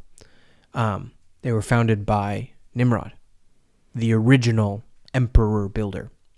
And when The mighty hunter. Assyria comes up against Israel, this is what the Assyrian general says. He says, listen, we already captured the Hittites. We already captured the Syrians, not the Assyrians, but the Syrians. We already captured Aram. We already captured Israel. You're next. Submit or die. We don't really care. So Assyria represents the world that is straight up persecution. It doesn't even have an agenda. Right. It's not like you have to do this, or we're going to rule you with fear, or we're going to entice you, or fill in the blank. It's Babylon and Egypt. We're just going to come destroy you because we can. Babylon and Egypt offered an exchange. If you, then I'll give. Assyria just says, if you don't, you die.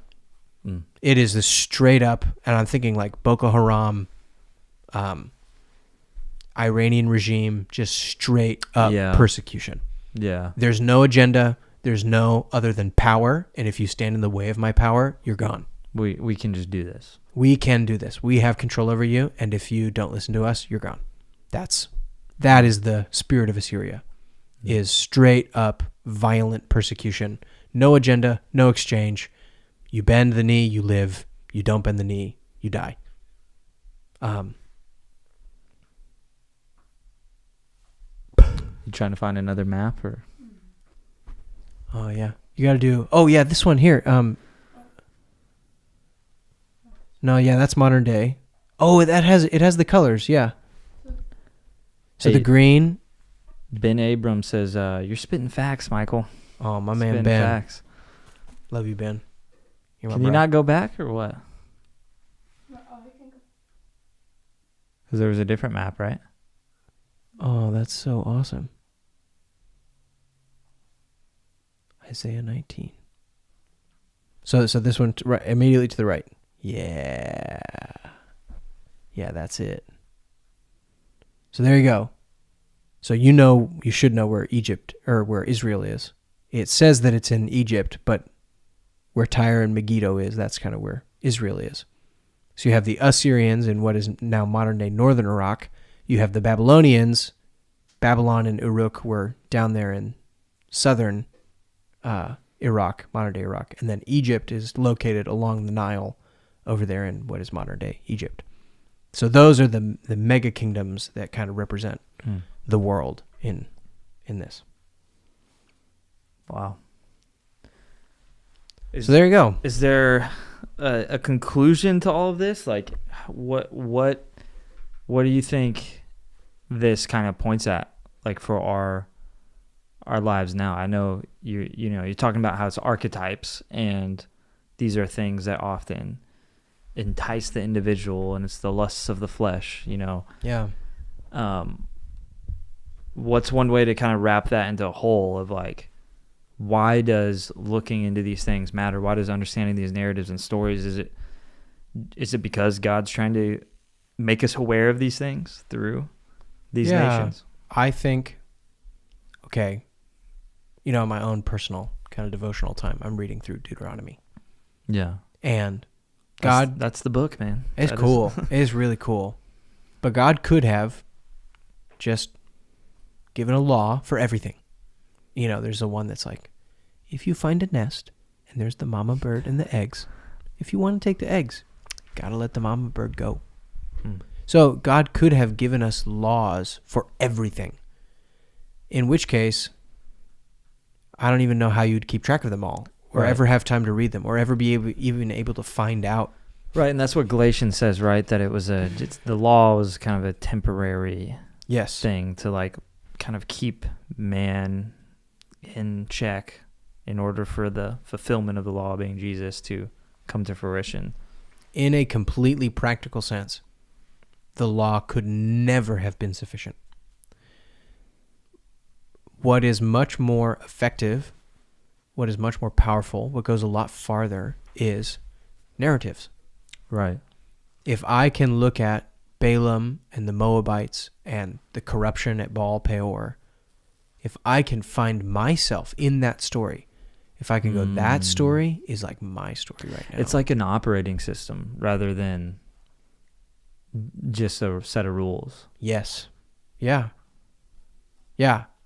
And I can live in that story and find out so much more about what I should do and what's going on and how I'm being attacked and how I should fight back against the enemy and what I should do to trust God in this situation. I can learn so much more by living in the story instead of having the list of rules. And even then, the list of rules doesn't motivate me. You know, like my parents could say, if you do that, I'll give you a spanking. But I don't actually know what that means. Yeah. But when I watch what happened on the plains of Moab to the children of Israel, that is a vibrant image where I go, oh, that's where my life is headed if I fall for this. Yeah, and the thing that stuck out to me was when the curse came upon Israel when they fell into corruption, where it was like there was this protection from, was it Balaam, right? Mm-hmm. Balaam's curses before they decided to go against what they knew to be good, to follow after other gods or to walk in a different direction. It's just really interesting to where, like, in obedience, like in the Father's house, you're protected. But when you step outside of that, there's almost this vulnerability that comes in. You hear it a lot of times with, you know, where people get spiritually possessed or oppressed or whatever you want to, it's like they open the door somewhere through a willing action. Yep. That's just a fascinating thing that I saw. And so God could have lined all that out in a set of laws. Hey, if you do this, you'll open yourself up, you know, or you could tell the story, and I can see myself living in the story and pull so much more out of it and learn so much more and beyond learning, be motivated by the story, which I would not be motivated by the law. And it displays God's glory because it's like these people are all making decisions for themselves. And then God, like, oh, I could do this to weave this together. And he's thinking thousands of years ahead to how it will impact people today. Mm-hmm. And making, in all wisdom and insight, these sovereign decisions with all the rest of humanity in insight of what these stories will do to shape decision making in the future. Yeah. It's crazy. So that is what I think is the blessing of this. Is when I read these stories and I see Moab or I see Egypt show up in the story, I know, one, what role they're playing, and two, how I can read myself into that story. Yeah. Okay, what's this story trying to say, and how can I see myself in this story and learn what God is like and how I should be like and what God is trying to tell me how to live through the story. And it's so much deeper than rules.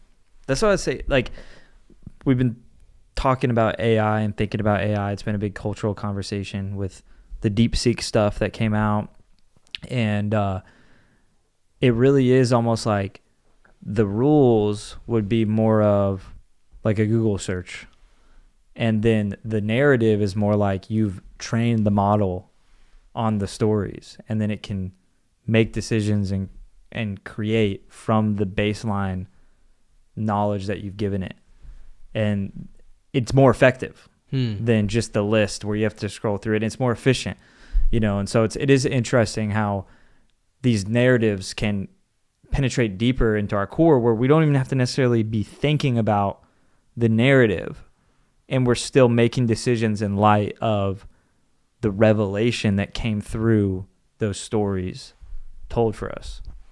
And that's what happens with the way that God teaches us even today through our own experiences and stories that we have. So, would you like to move on? Let's do it. Okay. Yeah. So this is going to be our last topic today, because the fourth topic we were going to do was on AI, and I imagine that's going to be a bigger conversation. Yeah. But up next is a clip from Sean McDowell, and he's interviewing a Bible scholar, someone who has studied the Isaiah scrolls in the Dead Sea Scroll. Want to give a little lowdown on the Dead Sea Scroll? Yes. So the reason why the Dead Sea Scroll is in the zeitgeist narrative right now is because Wes Huff went on the Joe Rogan Experience, and he said, and we cover this in another episode, but he said that I forget and they'll mention it here, but this specific manuscript of the Isaiah scroll was exactly word for word. Is what we had in these other texts that we have today. And, Alex O'Connor commented on this, and there's been this whole review of a review of a review of a response of a response of a response, because, when a Bible scholar guy goes on the world's biggest podcast and makes a bold claim like that, makes a bold claim that is technically inaccurate, everybody comes out to talk about it. And so this is a further discussion. I think this is going to be more profitable because Sean McDowell is getting information from another scholar. And so they're also not trying to dunk on anybody or score any points or just... Yeah, and Sean McDowell's an apologist, and this guy, I believe, did his whole PhD on the Dead Sea Scrolls. Right. So the Dead Sea Scrolls are some guys were hanging out, watching their goats or whatever. I think they literally were. I'm not trying to be whatever. Toss a rock. Yeah, they throw a rock, they hear... I think this is probably a legend, but it's a fun legend, so why not? They throw a rock, they hear, and, what's up there in that cave? And they find these jars. And it's all these documents from the time of Jesus, basically. Preserved. Because of the desert conditions down near this Dead Sea, the Dead Sea Scrolls. Was it from the time of Jesus or before? I think the Isaiah scroll was dated. I mean, they over a couple hundred years, so between before and after, a little bit before, a little bit after. But the point is that we had multiple, copies that were passed down through multiple routes of certain books of the Bible, one including the book of Isaiah. Yeah, the great Isaiah scroll found in the Dead Sea Scrolls is a massive, nearly complete, unbelievable archaeological find to find an almost complete book of Isaiah from that time period.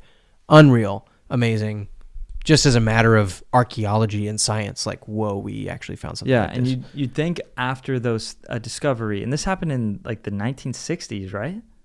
Or the 1980s? Somewhere around there. We need to get better with our facts. But modern day discovery. Yeah. And basically...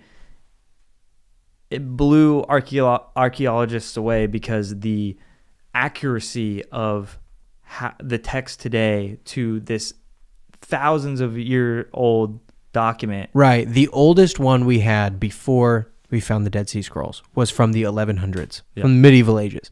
So, but that is the question on the table is how accurate, how close to the other one. Right. And Wes Huff said, word for word, well, that's the question on the table. How accurate to what we have in the modern day is the Great Isaiah Scroll and all the stuff we found in Qumran. So Sean McDowell and his friend Anthony Ferguson add some details and some more insight to this conversation. Come on, Tony, lay it on us.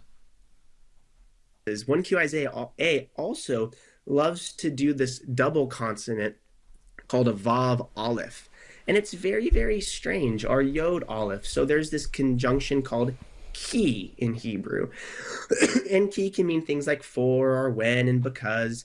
And it's spelled Kaf Yod.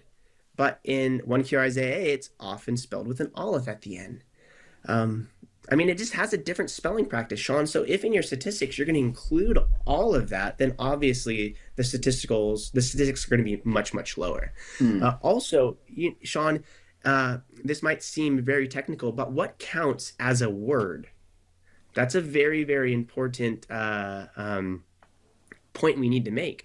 So if your common denominator in your statistics is the total words in 1Q Isaiah A, well, how are you counting a word?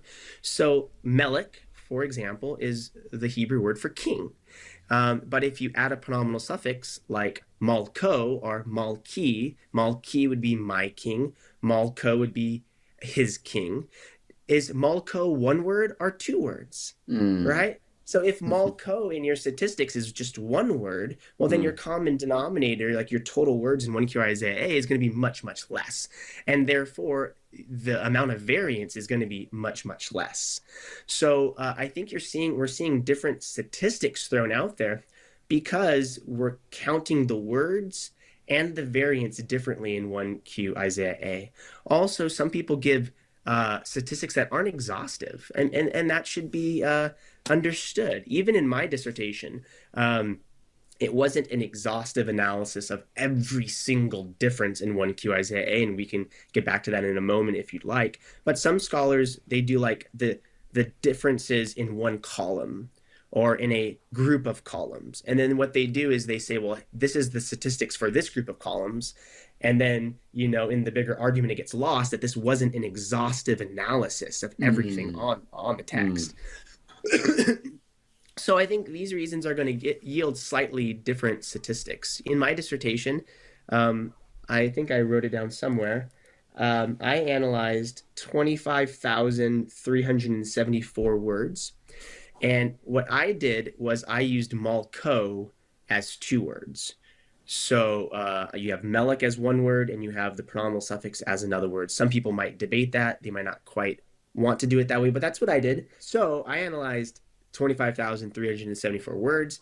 And when I only counted variants that don't result in a synonymous reading. So like if the reading between MT and 1Q Isaiah A is a synonymous reading, I didn't count it as a variant.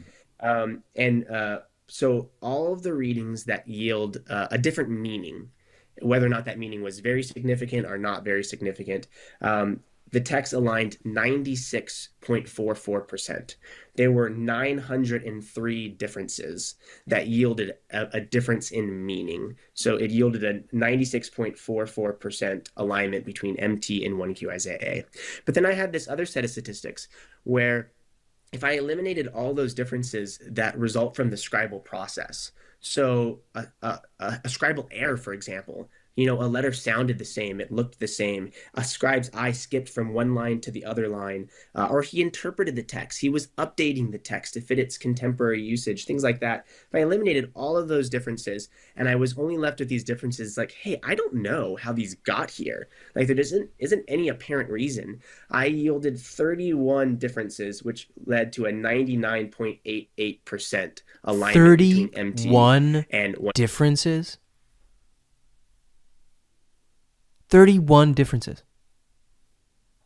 That led to like a significant, just like it got here randomly, I guess. Yeah, we really can't even find a scribal reason why this would be here.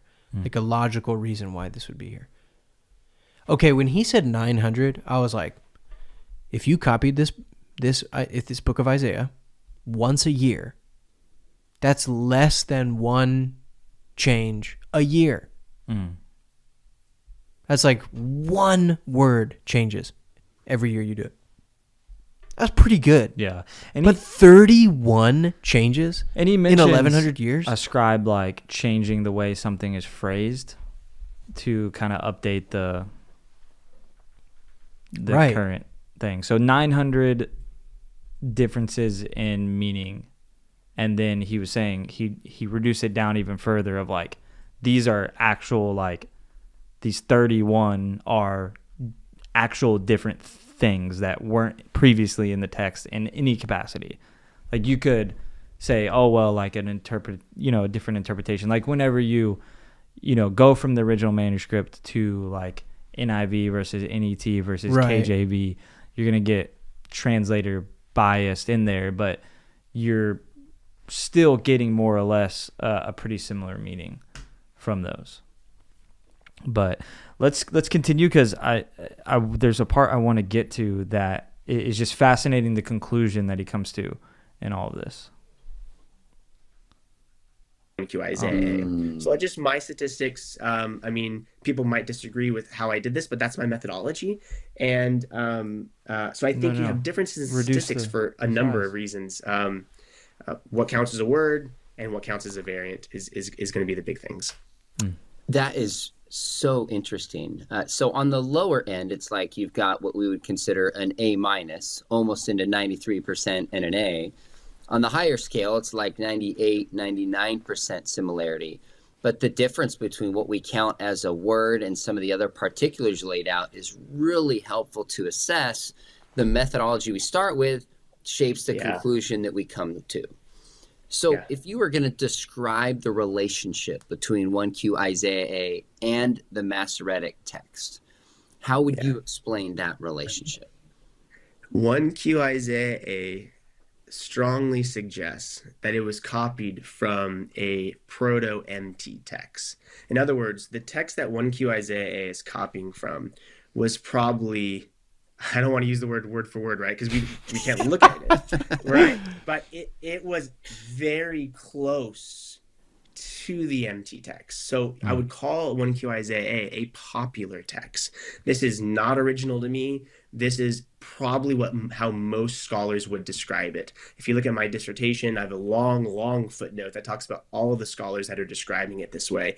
It is a popular text. Basically what it's doing, it's taking an MT text, a proto-MT text, and it's making it understandable to its modern context.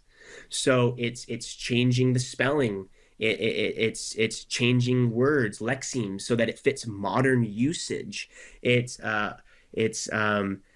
interpreting the text so that you aren't confused about the nature of the text. And then also it is filled with scribal errors. So Emmanuel Tove, in his book Scribal Practices and Approaches in the Judean Desert, has this really big appendix at the very end on page, I believe, 338, where he marks the amount of scribal intervention. And 1Q Isaiah, I believe, has a scribe intervening in the text every 4 lines.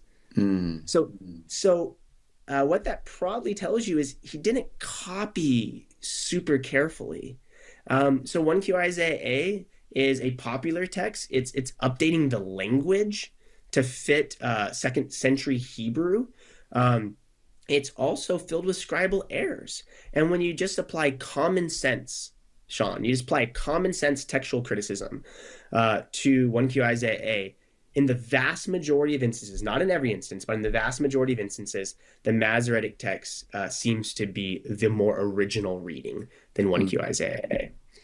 So, okay, that's really helpful. Now I'm going to kind of push into the relationship between the two of them a little bit more, but I'm curious, when I first heard Joe Rogan respond to Wes Huff, he's like, "Whoa, it's like a miracle," and it was in the context of talking about kind of the origin of the universe was also a miracle.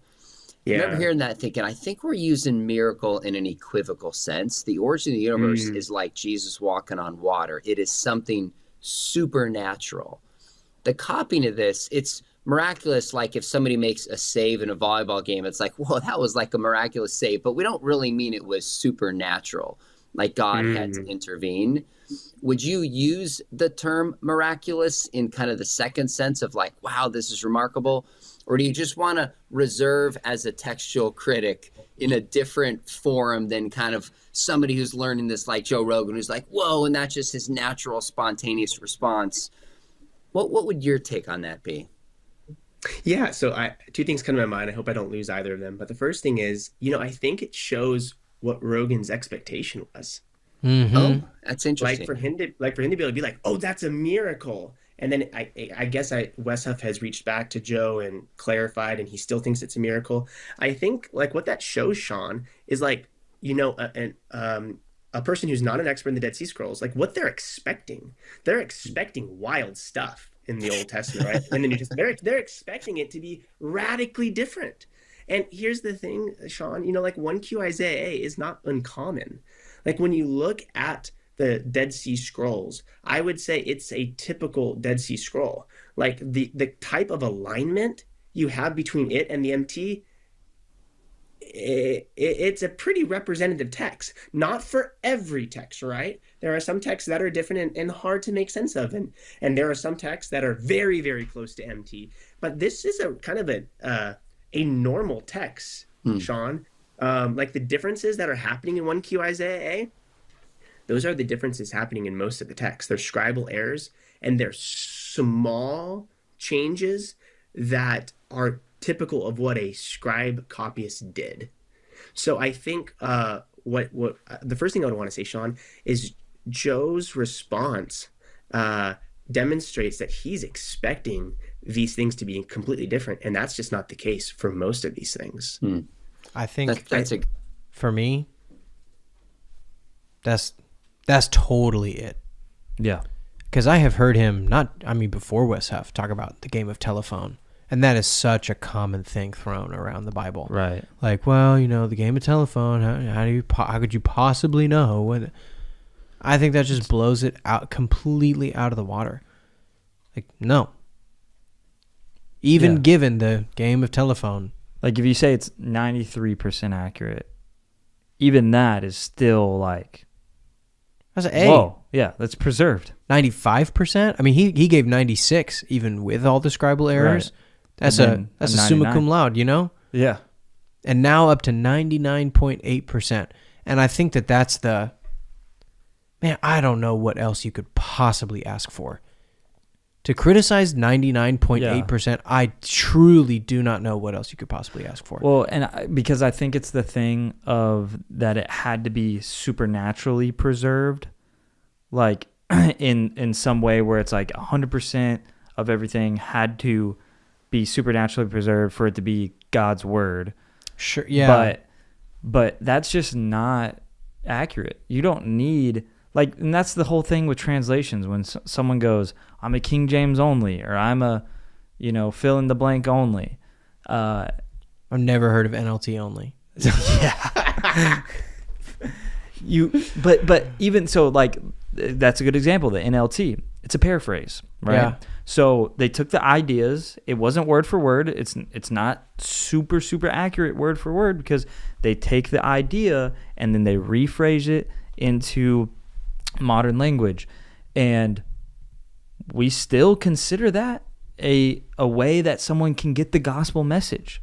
So it's not, like you could have, I've heard instances of like people getting little sections of the Bible and getting the gospel message through it. Yeah. Little tiny sections like John 3:16. Yeah. You could have, 30% and still the truths are there, and still you can. Yeah. learn. Well, but I'll say this: we're not asking for any more than what this. And I think he did a really great job of summarizing it. Is like, we're not asking this to be the proof that the Bible is the Word of God. We're not asking this to be the proof that the Bible is supernatural. Right. We're not asking this to be what we're asking is like the books are not cooked. Right. They're not faked. This text does reach all the way back to the time of Jesus with a high degree of accuracy. That's what we're trying to say. But that is a really phenomenal thing to know and a really phenomenal claim. It is not the same claim that you can make for other books. Yeah. Even modern books made by pseudo-Christians, you can't make the same claims for their books. Yeah. And technically not word for word, technically not word for word. Exactly. But come on. You can't ask for better than 99.8%. But maybe that was like the slip we needed from Wes. It's like to get everybody actually digging into it. Yeah. And they were like, well, it's not word for word. It is 99.8%. Yeah. It's basically word for word, but wait a minute, that's I think good. they go on to mention this. Yeah, So play it a little we'll bit further. We'll do miracle number 2. Great response. Keep going. I think on the other hand, I mean, like when my favorite soccer team, Everton, wins a game, and I've already referenced them twice. I probably shouldn't keep doing that, but they won this weekend, so I'm very happy. I might say that's a miracle. You know what I mean? And I mean, like it's unexpected, right? It's alarming. It stirs something within her, something that's wonderful, and I think if you expect the text of the Old Testament to be chaos and wild and theological doctrines all over the place, and you have concluded that the Bible cannot be trusted because of the differences in the Old Testament manuscripts, and then you hear 1Q Isaiah, I mean, I think you're filled with wonder, and rightly so. Would I call it a miracle? I mean, probably not, because I mean, my expectation for a Dead Sea Scroll text, I have a certain expectation. Like if they were to discover brand new Dead Sea Scrolls, like they did in 2021, they showed the pictures, like what happened was not exceptional. You have small differences in the text, and that's not at this point, that's what a Dead Sea Scroll is. It's a text that is going to have differences, small differences typically, because of a scribal error or a desire to interpret the text. But when you take those things away, by and large, in my experience, you're going to have a text very close to the Masoretic text. Gotcha. Now, I want to... I think he said it so boom, slam dunk, Alex O'Connor. Let's go, baby. Someone clip this and send it to him. Bible's the word of God. Jesus is on the throne. That's it. Case closed. Yeah, I think, not to slam on the man, because he's popular on YouTube for a reason, but Alex sees this on Joe Rogan. He went on Ruslan's channel and did an interview with him explaining his line of thinking and all this, and Ruslan kind of pushed back and all, and had a pretty good conversation. But he said it was after the second time that Joe Rogan said it was a miracle that he decided he was going to make a response.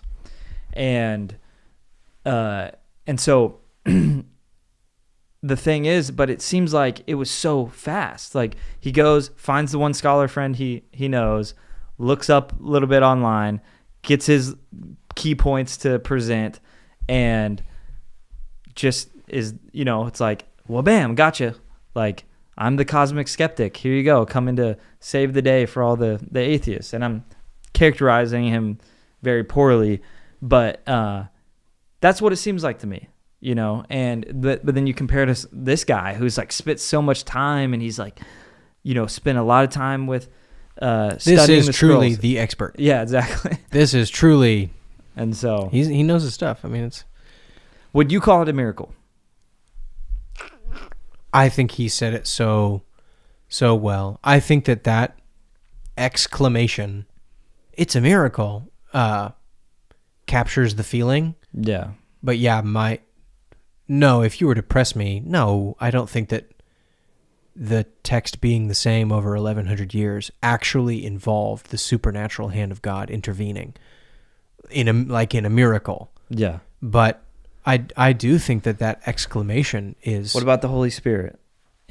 Emboldening people and empowering people to preserve these things, or the fact that they were preserved in the caves? Is this like a sovereignty thing? Like what would you be? Here's what I would say. If you want to hype up the Holy Spirit in having people preserve it, you can't take the 31 number. You have to take the 900 number with all the scribal errors and the you know what I mean? And so in that case it's like, yeah, the Holy Spirit did a 96% job. I would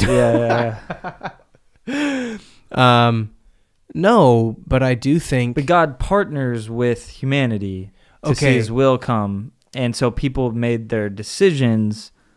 I'm kind of... Here's what I think. Take not any, but pick a modern movie that is depicting ancient times. Here is the trope that you will see. Almost universally. The religious people in the film are corrupt. They know it's all a lie. and all the dupes, everybody else is a dupe that they have taken advantage of. Or sorry, I guess the word would be a rube that they have duped. Yeah. Right? And that is the modern idea about religion and religion stretching into the past, that it's all a sham. Everybody at the top knew it, and the hero can see through it, but everybody else who followed along with the religion got totally sucked into a total scam.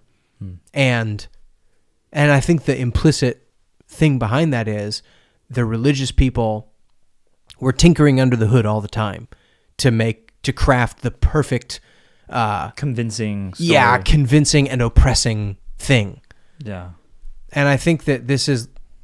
People aren't that smart, man. Hopefully that this shatters the idea of like, no, there are sincere religious people who have treasured this thing and preserved it through the millennia, not just centuries, millennia. Have treasured and preserved with a great degree of sincerity. People were not tinkering. People were not messing with it. They treated it very seriously. Yeah. And so the same, I think that should prompt... To any follower of Jesus, any believer, it's the most important thing. And I think that should prompt the same level of sincerity and seriousness from anybody who sees it. It's like, oh, okay, this is for real. Like this is a relic of history that people have truly treasured for a long time. In that sense, that's a miracle. That like people's hearts are moved so much by these texts that they're like, we have to do whatever it takes to keep these safe. So I think that's, again, I think we said earlier, like we're not asking for more out of this discovery than it's due. But I think to be the cosmic skeptic... It's not the game of telephone. Yeah, to be the cosmic skeptic and try to poo-poo it, like, no, this is... I think it stands as a significant achievement. It is worth reverence. Yeah. It deserves our reverence to see it in this light. Not asking for more than that, but I am asking for some due reverence for it. Yeah. It didn't have to be a miracle for it to happen.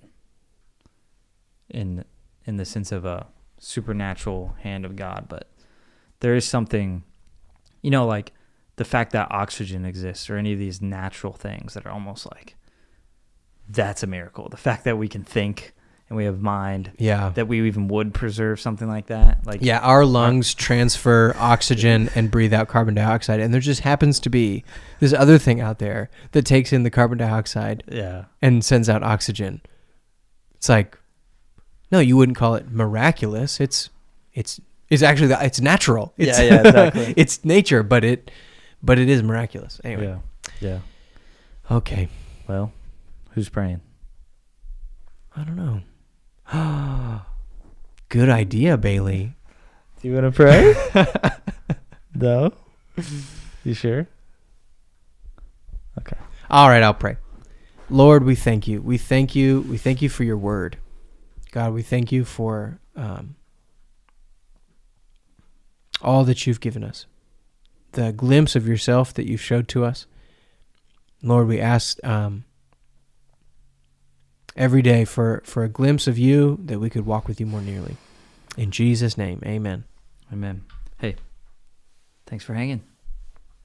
Hey, thanks for getting to the heart with me.